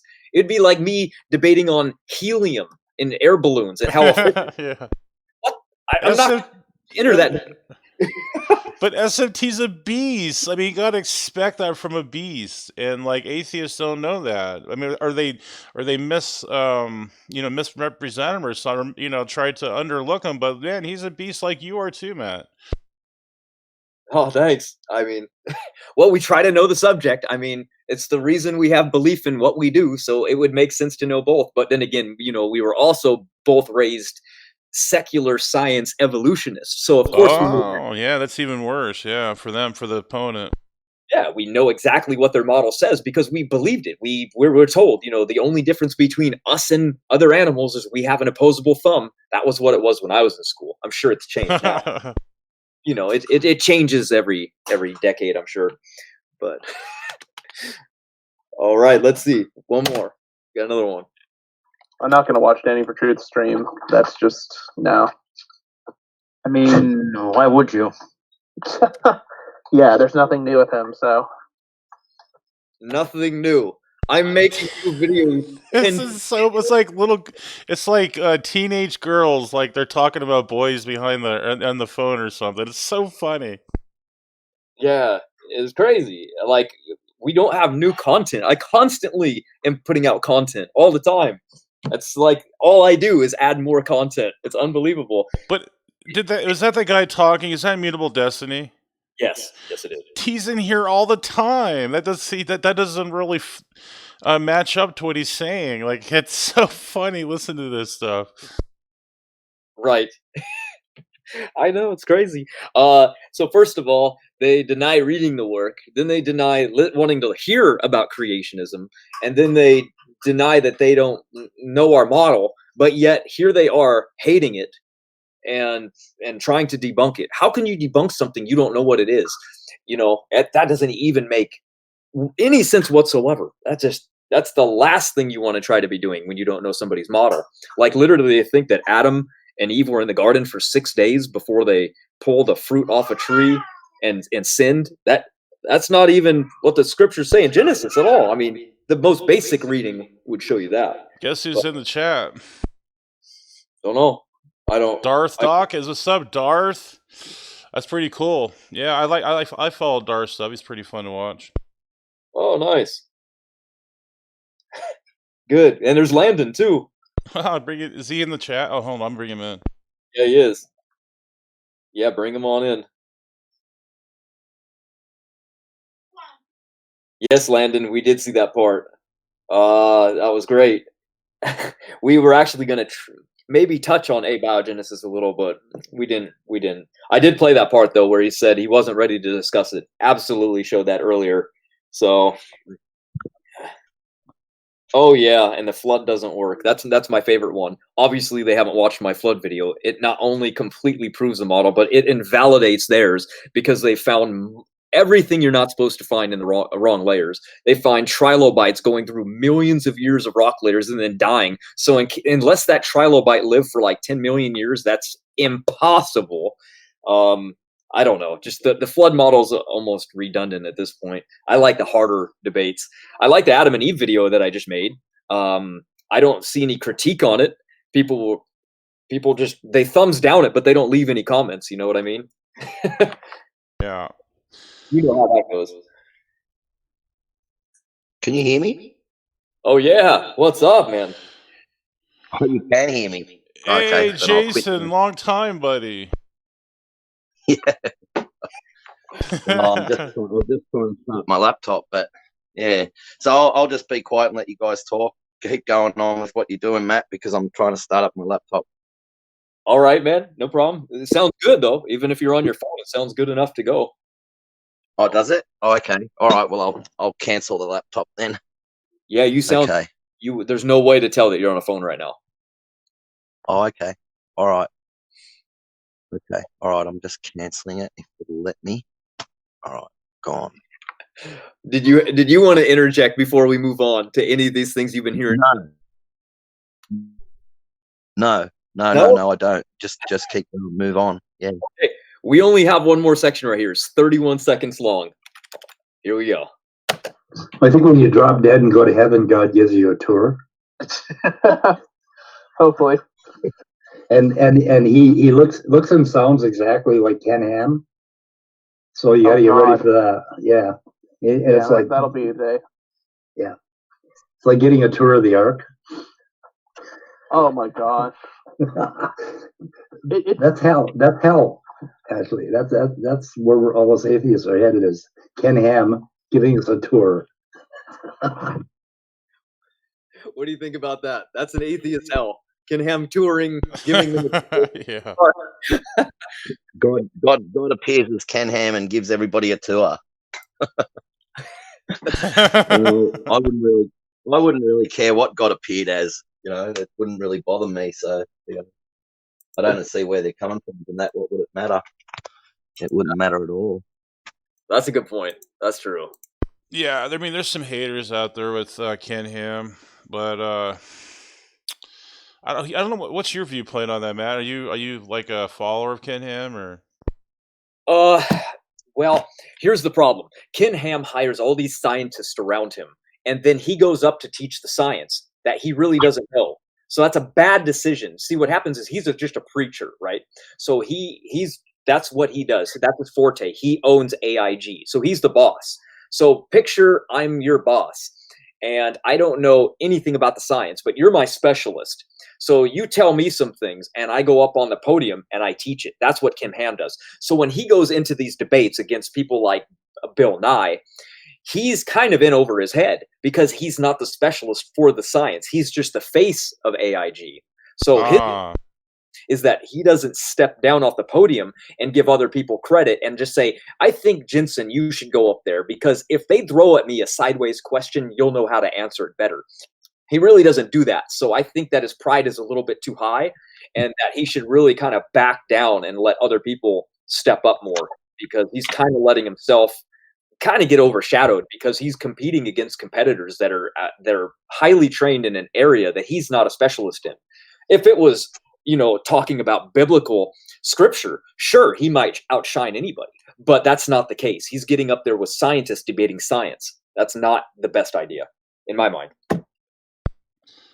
Yeah, I mean, we have guys out there that have like 20 degrees at AIG and CMI. Yeah. Yeah, exactly. I mean, Bill Nye is no scientist. I mean, he's easy to pick apart. He's a mechanical engineer that moved into science, and he taught kids, so they're in love with him when they grew up. So now, if you say anything about Bill Nye, they immediately hate you. But frankly, he really is no specialist at anything. Matter of fact, he didn't even know that creation had a model. He doesn't know any of our models. He hates creationism, so he's so biased against it. Of course, he doesn't know anything. But that's why he chooses to go up and debate opponents that might be easy. That way, it's makes him look good, and that he can make creation look bad. So, yeah. Well, there's one thing about Answers in Genesis. Whenever I go live, they go live, and I'm commenting there just to say the most. Well, virtually nothing that's insulting or anything. They block so many comments, so I just don't go live on there anymore. You can't say anything. You have to be, when you're on the Answers in Genesis live streams and stuff like that, you have to be, like kissing everybody up sort of thing. And if you're not, they block you. So, or they just block your comment, which is really strange. But true. I mean, I must admit, sometimes I go overboard in the comment section. I mean, I don't blame them in a way. So, yeah, I can get a little bit heated at times. Sorry, hang on. I'll put the audio on because I'm getting because I'm getting the dogs out. Who let the dogs out? Oof. Right. Well, I mean, AIG. Sorry. They're like the snobs of the creationism world. Like he says, they block all comments. They don't care what anybody thinks. All comments are just overshadowed. Basically, they're just like, just listen to us. We don't care what you think. Yeah. So that's not very. No. They take a lot of heat and a lot of critics. You know what I mean? They probably get more critics than they do Christians.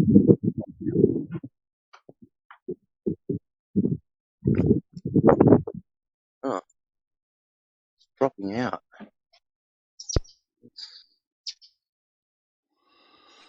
So, Matt, you know the guy I'm talking about? He has like 20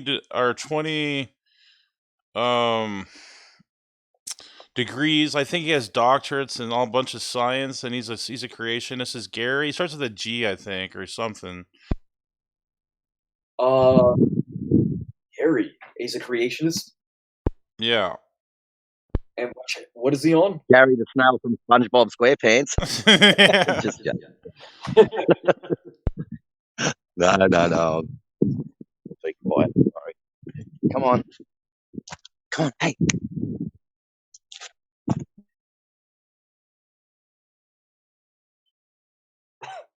Talking to your dogs.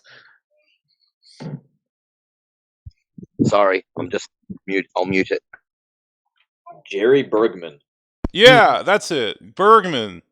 Yeah, Standing for Truth said it in chat. I don't know if I know that name. Maybe. I just don't know what from. Yeah, I mean, when you look at his freaking background, it's incredible. And like he even puts these other biologists to shame. So, so much for for creationists being like no credentials, and I just laugh at that. Just bring up Gary Bergman. Yeah. Thank you, SFT. He saved me in that one. I was like gonna float on that all night and try to think of the name.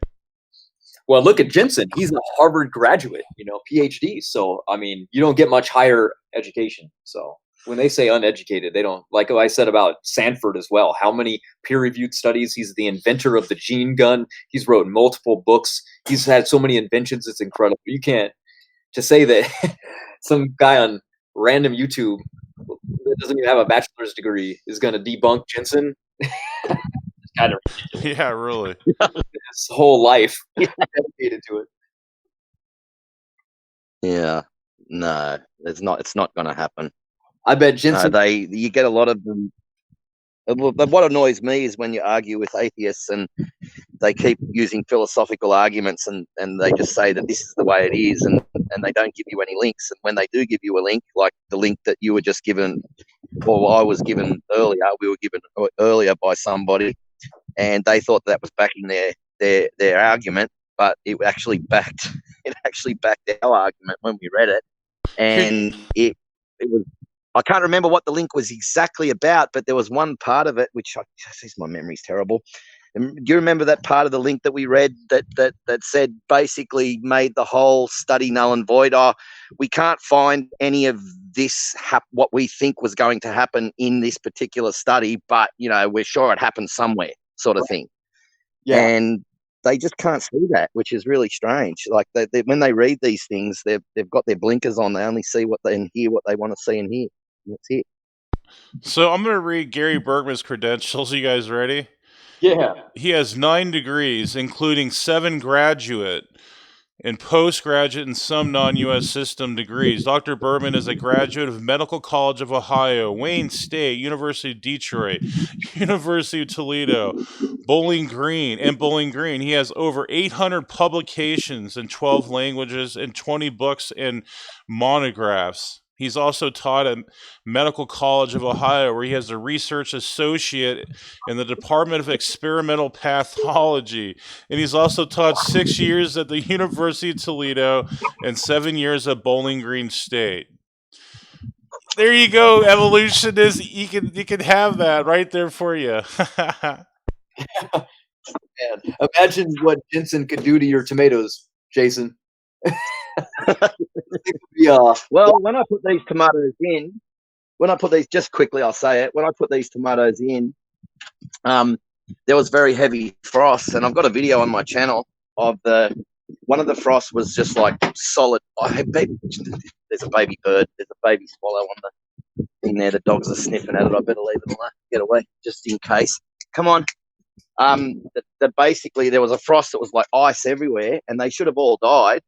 But I prayed over them when I put them in because I knew there'd be frost, and they got all sorts of diseases. They got black spot, they got rot, they got all sorts of things. There were so many times when I was going to pull them out, and I thought, no, I prayed over them, so I'm going to wait and see what happens. and they just all of a sudden they just started exploding. And I've got tomatoes. I'm going to get about 100 kilos of tomatoes out of about 18 tomato plants, 150 kilos. So they've just gone. They should have all died so many times over, but I thought no. Like I said, I was going to pull them out, and when I didn't, anyway, that's off the subject. So plain word, basically. I don't think anybody's ever had tomatoes survive those sort of frosts. Tomato. I'm just kidding. I always say those things. Yeah, we say tomato, you say tomato. Come on. Us Aussies are a little bit retarded, so we can't pronounce things properly. It's like we pronounce evolution. You say evolution, we say evolution. Which Evil. I like evil. Well, even who says? Oh yeah, Dawkins. He says evolution. Nice. Yeah. Well, it's evil, so it's Satan's religion. So what else can they? I suppose it's more appropriate to say it that way. It really is, though. If you look at the history of behind evolution, what it's caused in frickin' even Nazi Germany, and also the communist Russia and the Soviet Union. Yeah, I would say it is the satanic religion. Oh yeah. Yeah. What's crazy is mate, there's 3,000 different religions, and 2,999 of them are Satan's religion, and the one that's left is Christianity. Judeo-Christian religion is the only one that's real. So I mean, Satan is very good at deceiving people and making up lies. I mean, there's a lot of them that I could sort of have a go at, but I won't right now. But it's just amazing that people can believe that stuff. It just blows my mind. But there's a lot of people out there that believe it. There's a lot of sects of Christianity too that are just pathetic. Just, really is nuts, and they always seem to get a lot of people believing that stuff. But anyway, I mean, the only ones that I really have anything to do with are Baptists and Presbyterians and Church of England. I mean, they've all got their problems, and every religion's sort of got their little heresies, I suppose. But they're the ones that I consider to be closest to God's word. right. And anyway, I won't start running down who's any particular ones, because you never know. Like, people in the chat have got their own religion sort of thing. So I mean, their own beliefs. So, but the thing is that there is a lot that are just way off base. It's a bit like Catholics believe that the way to be saved is to do works. Well, works is the fruit of salvation, not the road to salvation. Yeah, it's one thing they seem to miss. But anyway, I'm sure that there's a lot of true believers in there as well. Yeah, I think God judges the heart. And if some people don't have the right doctrine or whatever, and they believe in their heart, so I'm starting to think that it's whatever. I think he's not going to bring someone to hell over a doctrine or something. Yeah, things like works and stuff like that is the fruit of faith, not the road to faith. I mean, you're not going to do works unless you like Abraham built the altars. They say, oh well, Abraham built the altars. He was working his way up to salvation or faith, or well, he wouldn't have built those altars unless he had faith in the first place. So, yeah. Anyway, I have a question for Raw Matt, actually, with the art. Sorry. Oh no, yeah. When he gets back, I don't know if he's. Here. So I guess my question is: do you believe that Noah would have dinosaurs on the ark, or do you not believe that? I don't really care if he brought some dinosaurs with him, because after the environment completely changed, after the oxygen levels depleted, I don't think big creatures really designed like that would have survived very good anyway. I mean, there's been too many sightings, They just wouldn't have grown as big, man. That's what I believe. I believe that it wouldn't have grown as big, and that you can get an 8-ton dinosaur has an egg the size of a football. So when you've got dinosaurs when they first break out the egg, and they're so young and small, well, they'd be easy to look after and transport on the ark. And like you always say, that dinosaurs keep growing lizards, reptiles keep growing all of their life. So they just, I believe, after the flood, they would have still been around, but just didn't grow as big and didn't live as long, didn't grow as big, but I believe that they were around. Yeah. Oh yeah, I mean, we can look and see Loch Ness and things like that. There's the more of the aquatic things, I think, survive, not the land. Yeah, well, you've got all those stories of legends of them fighting large reptile or dinosaur-like dragons and stuff like that. You know, I believe that they were around, but they just weren't as big. And it's like there was 60. Look at it this way: there was 60 million bison slaughtered in when the American settlers, when the first settlers came to America and they were settling the West, they just used to shoot bison just for the sport of it and just let them lay and they've got very big bones and you go and have a look for those 60 million bison bones, the 60 million bisons for their bones, you won't find hardly any of them, and that's only hundreds of years later. So unless fossilization is a very specialized thing, you need water, mud, minerals, all sorts of stuff. So bones can turn to dust very quickly. So, we're talking 4,300 years since the flood. So I'm thinking they could have very, very easily been around if 60 million bisons were slaughtered. I mean, really, you should, everywhere you walk out in the West, around in those areas where they settled the West and that, you should just find bison bones piled everywhere. But you don't. You hardly find any anywhere. I've walked around Malibu Canyon and out of parts of America, and I've never seen what basically you should see, which is, so bones don't last as long as people think. They break down very quickly. Within 100 years or a couple of 100 years, they can be just gone. Yeah. So I would say Ken Ham when his big arc there, and I think it's in Kentucky, I believe. I think that maybe he shouldn't have put that in there. I think that was more a speculation. I don't know how many he put on there. I don't know if he tried to show like every dinosaur kind or whatever, but I would have got more historical records to show maybe a couple dinosaurs. But yeah, this like as far as we know, like Jason, My audio is breaking down. we don't really find guys, but it's all right. I'll just get closer to the Wi-Fi thing. What's that? Oh, you paused yourself. Yeah. I mean, we have did you know that we have dinosaur bones that you don't even have to dig up? You can literally walk over and see them. If they were millions of years old, then they would be down in deeper layers, right? You know how they find dinosaur fossils in Alaska? They take a boat and they walk around and they look. That's it. They don't take shovels. They don't take anything with them. They walk around and they look and they find dinosaurs. Yeah. Well, there you go. I mean, that's right. Wow.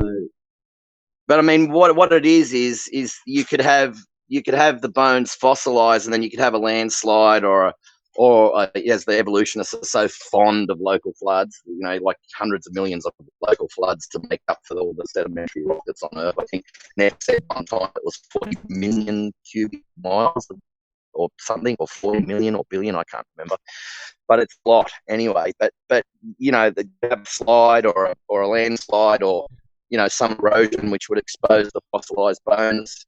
But like as one thing to notice in Israel, a lot of the settlements that were only 1,000, 2,000 years ago are buried under deep layers, and people, evolutionists would get stuck on that, and they'd say, okay, well, if we didn't build up these layers, then how come all the settlements, these old 2,000-year-old, 1,000-year-old settlements in Israel are buried under, well, they're not buried that deep to begin with. And second of all, we're talking about the Middle East. I mean, there's a lot of sand that blows around there. If there's not people and dirt and sand and dust storms, if there's not people living there and sweeping away the dust and clearing it away, of course it's going to get covered. But I mean, when you look at a place like Tasmania, where I live, I mean, you do not see ever, you will never see anything build up. You only see it erode away. There's some parts of Tasmania that I've lived in that have nothing, no soil, or virtually no soil at all, just rocks. It's like the trees are growing out of just like sort of like a hydroponics setup where there's just rocks and water, and very little nutrients. But it's the whole point is that everything is running down. I mean, when I lived in Port Macquarie, New South Wales, I in the 8 years that I lived there, I saw farms being eroded away by the ocean, the rivers. You had the Hastings River, Maria River, Limeburners Creek. All I ever saw was massive erosion, farmers trying to fight like hell to save their farms just being washed away into the ocean. And I mean, when you can see in just 8 years that amount of erosion, no evolutionist is ever going to convince me that uplift, that geological uplift, that 1 or 2 centimeters or millimeters every 1,000 years is going to replace that. I mean, you've got entire farms being washed away in just a few decades, and rivers claiming these, it's the erosion basically around the world, and I'm getting off the subject a bit, but is just way too much. Everywhere I've ever lived, if you open your eyes and look around, you'll see that things aren't building up. I mean, evolutionists always say that the key to the past is what's happening in the present. Well, if the key to the past is what's happening in the present, well, then all of the land masses should have been eroded away down and washed into the ocean hundreds of times over in the timescales that they propose. And there's just no way. If geological uplift was uplifting things up, then we've got lava basically down there and forming rock and then being lifted up. Well, how come there's still fossils everywhere in anywhere from half a mile to 1.5 miles deep, right across the entire planet, from running from continent to continent?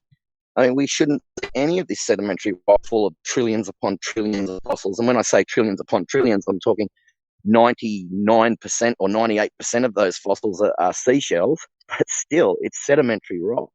And then they say, okay, well, there's a lot of sedimentary in the mountains.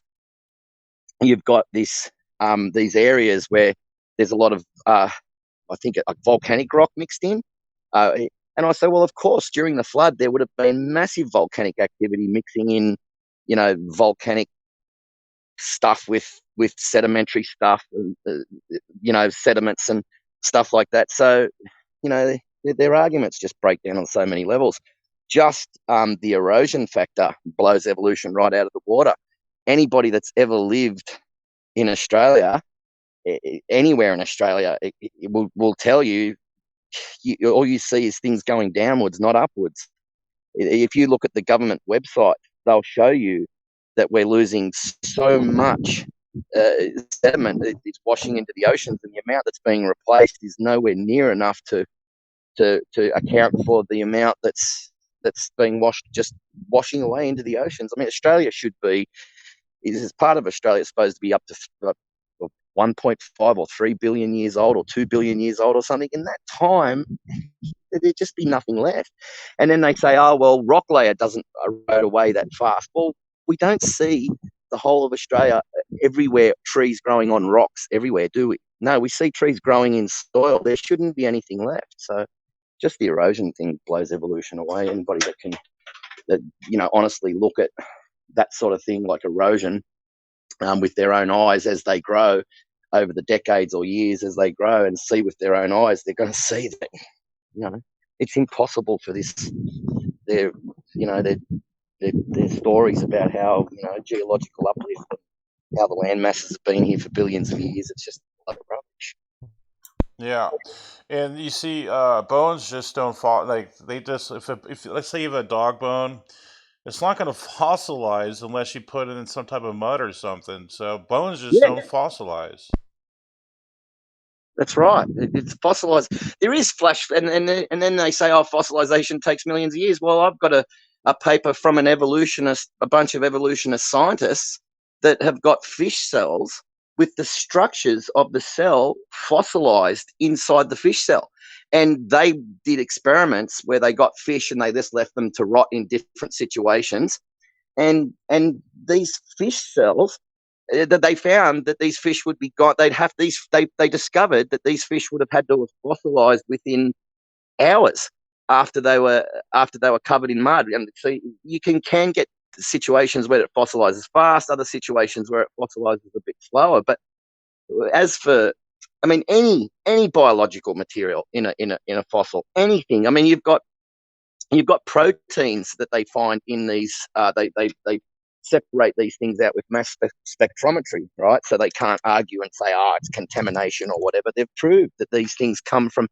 There's just no way they sat down there for 67 million years and had some of these very fragile proteins still in them. There's I can't remember the names of the proteins, but there is proteins that are so fragile that only last decades to maybe 100 years or something. And they're still in the bones. So how, I mean, I could see conditions where they might get preserved for thousands of years, but not for millions of years. They just put blinkers over their eyes, and they just don't want there to be a God. They don't want to be accountable. They want their sin. They like their sin. They like, having their multiple girlfriends and boyfriends and all that sort of stuff.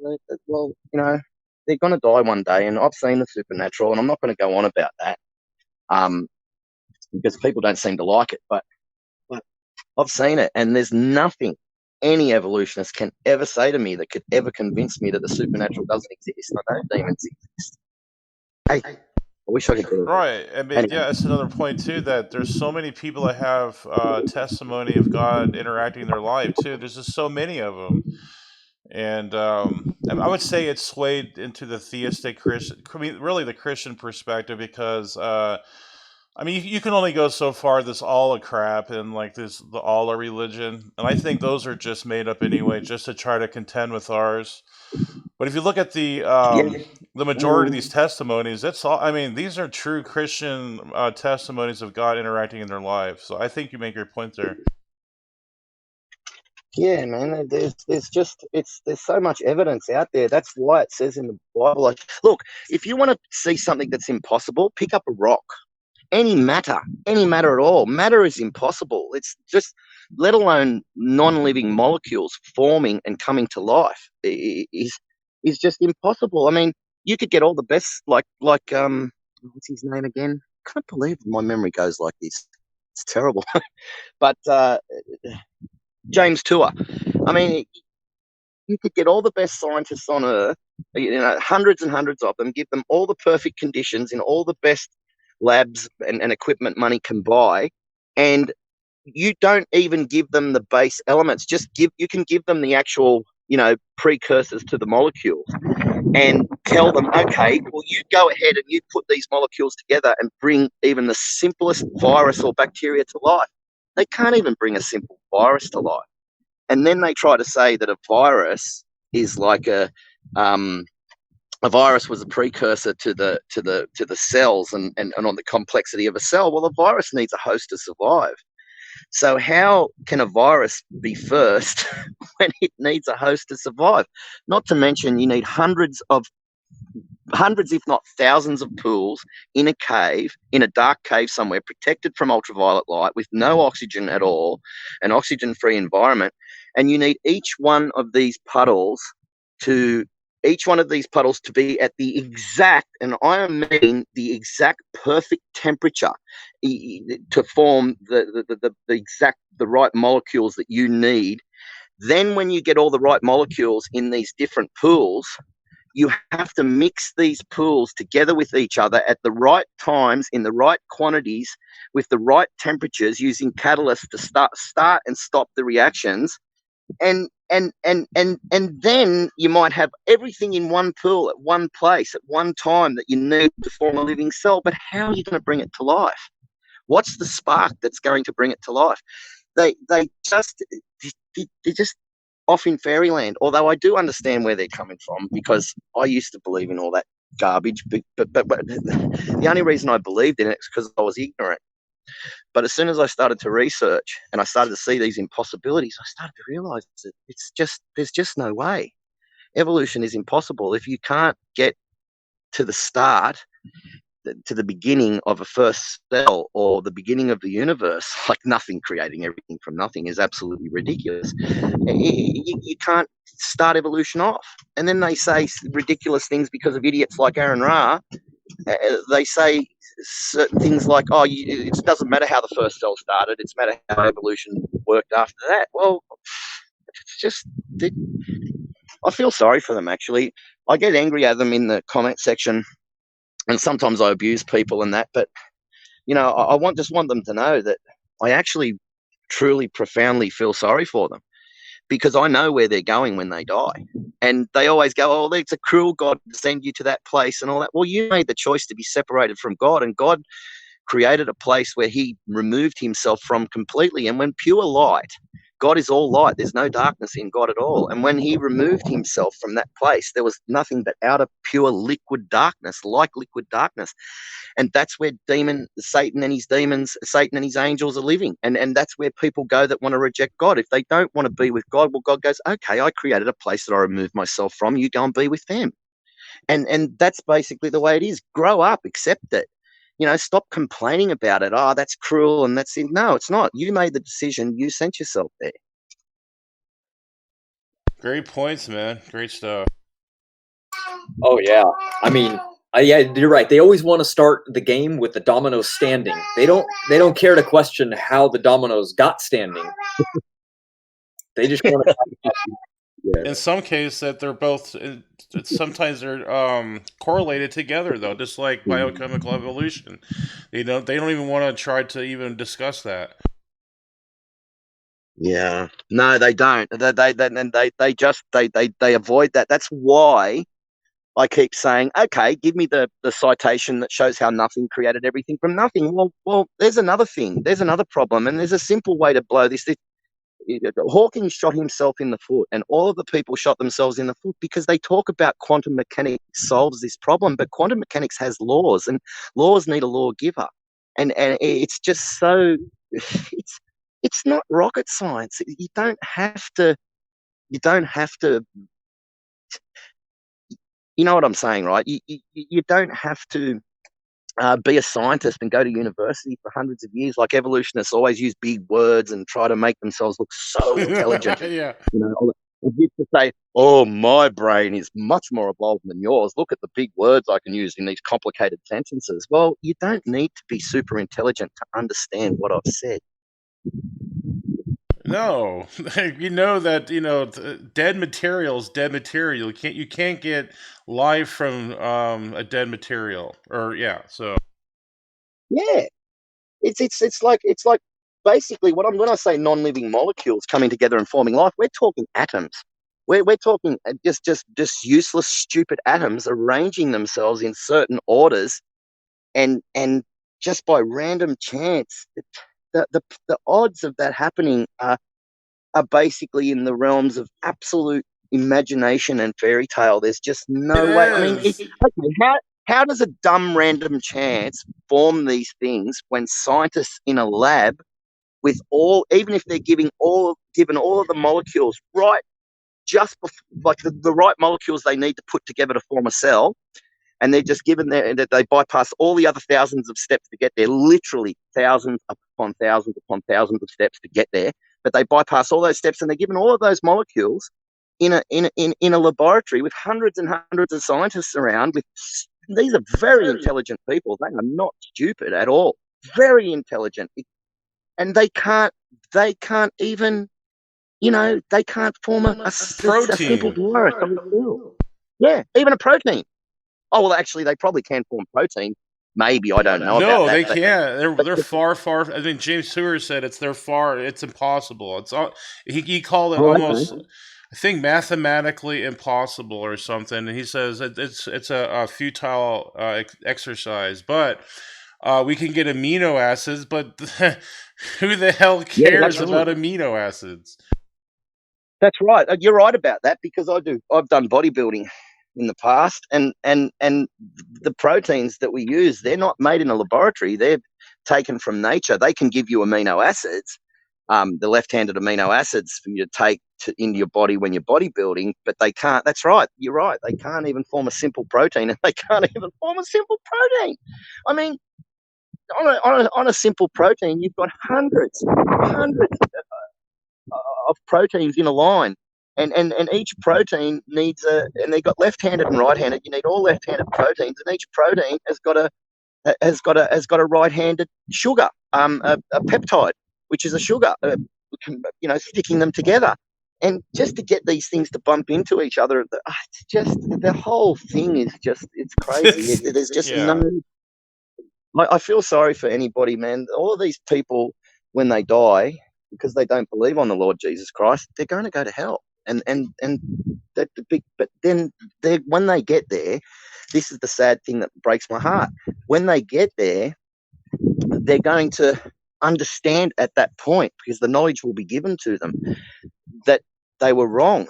But once you're gone, that's it. You can't repent. And I mean, 150,000 people die every day in this world, and how many of them are sent back from near-death experiences?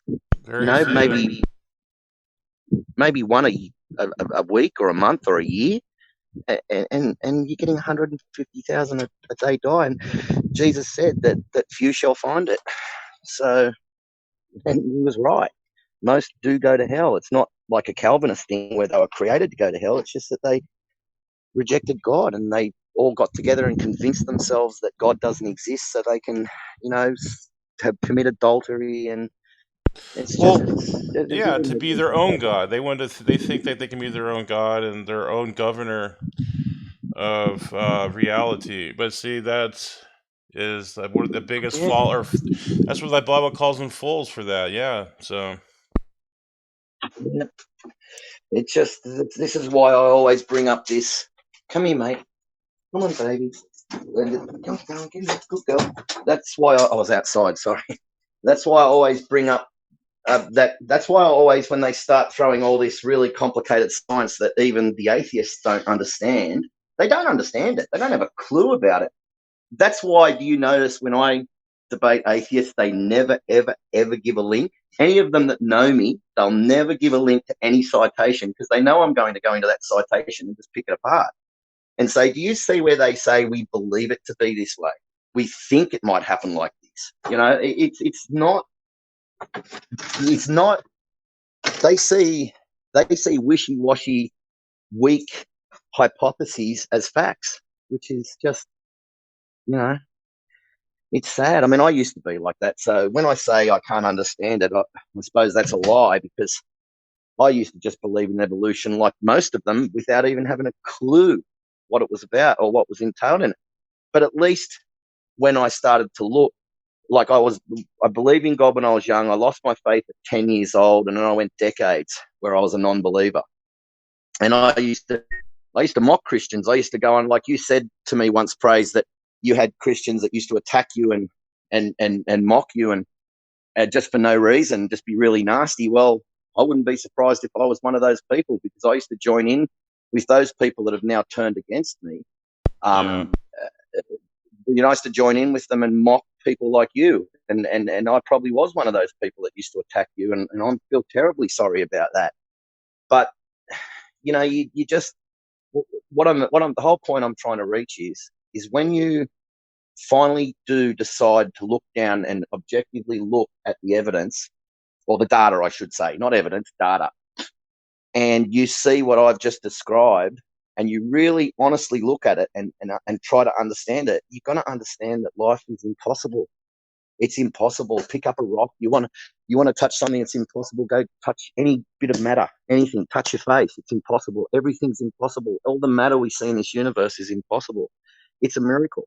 It takes a miracle, like from God, to create this stuff. And the only thing science has ever observed is that it takes life to create life. They've never observed non-living molecules coming together and forming life. It always takes life to beget life, to form life. And there's just no way that it took a living God or a living creator at some point. And you can't have aliens in that mix. You just can't, because the universe had a beginning, which means aliens had to have a beginning.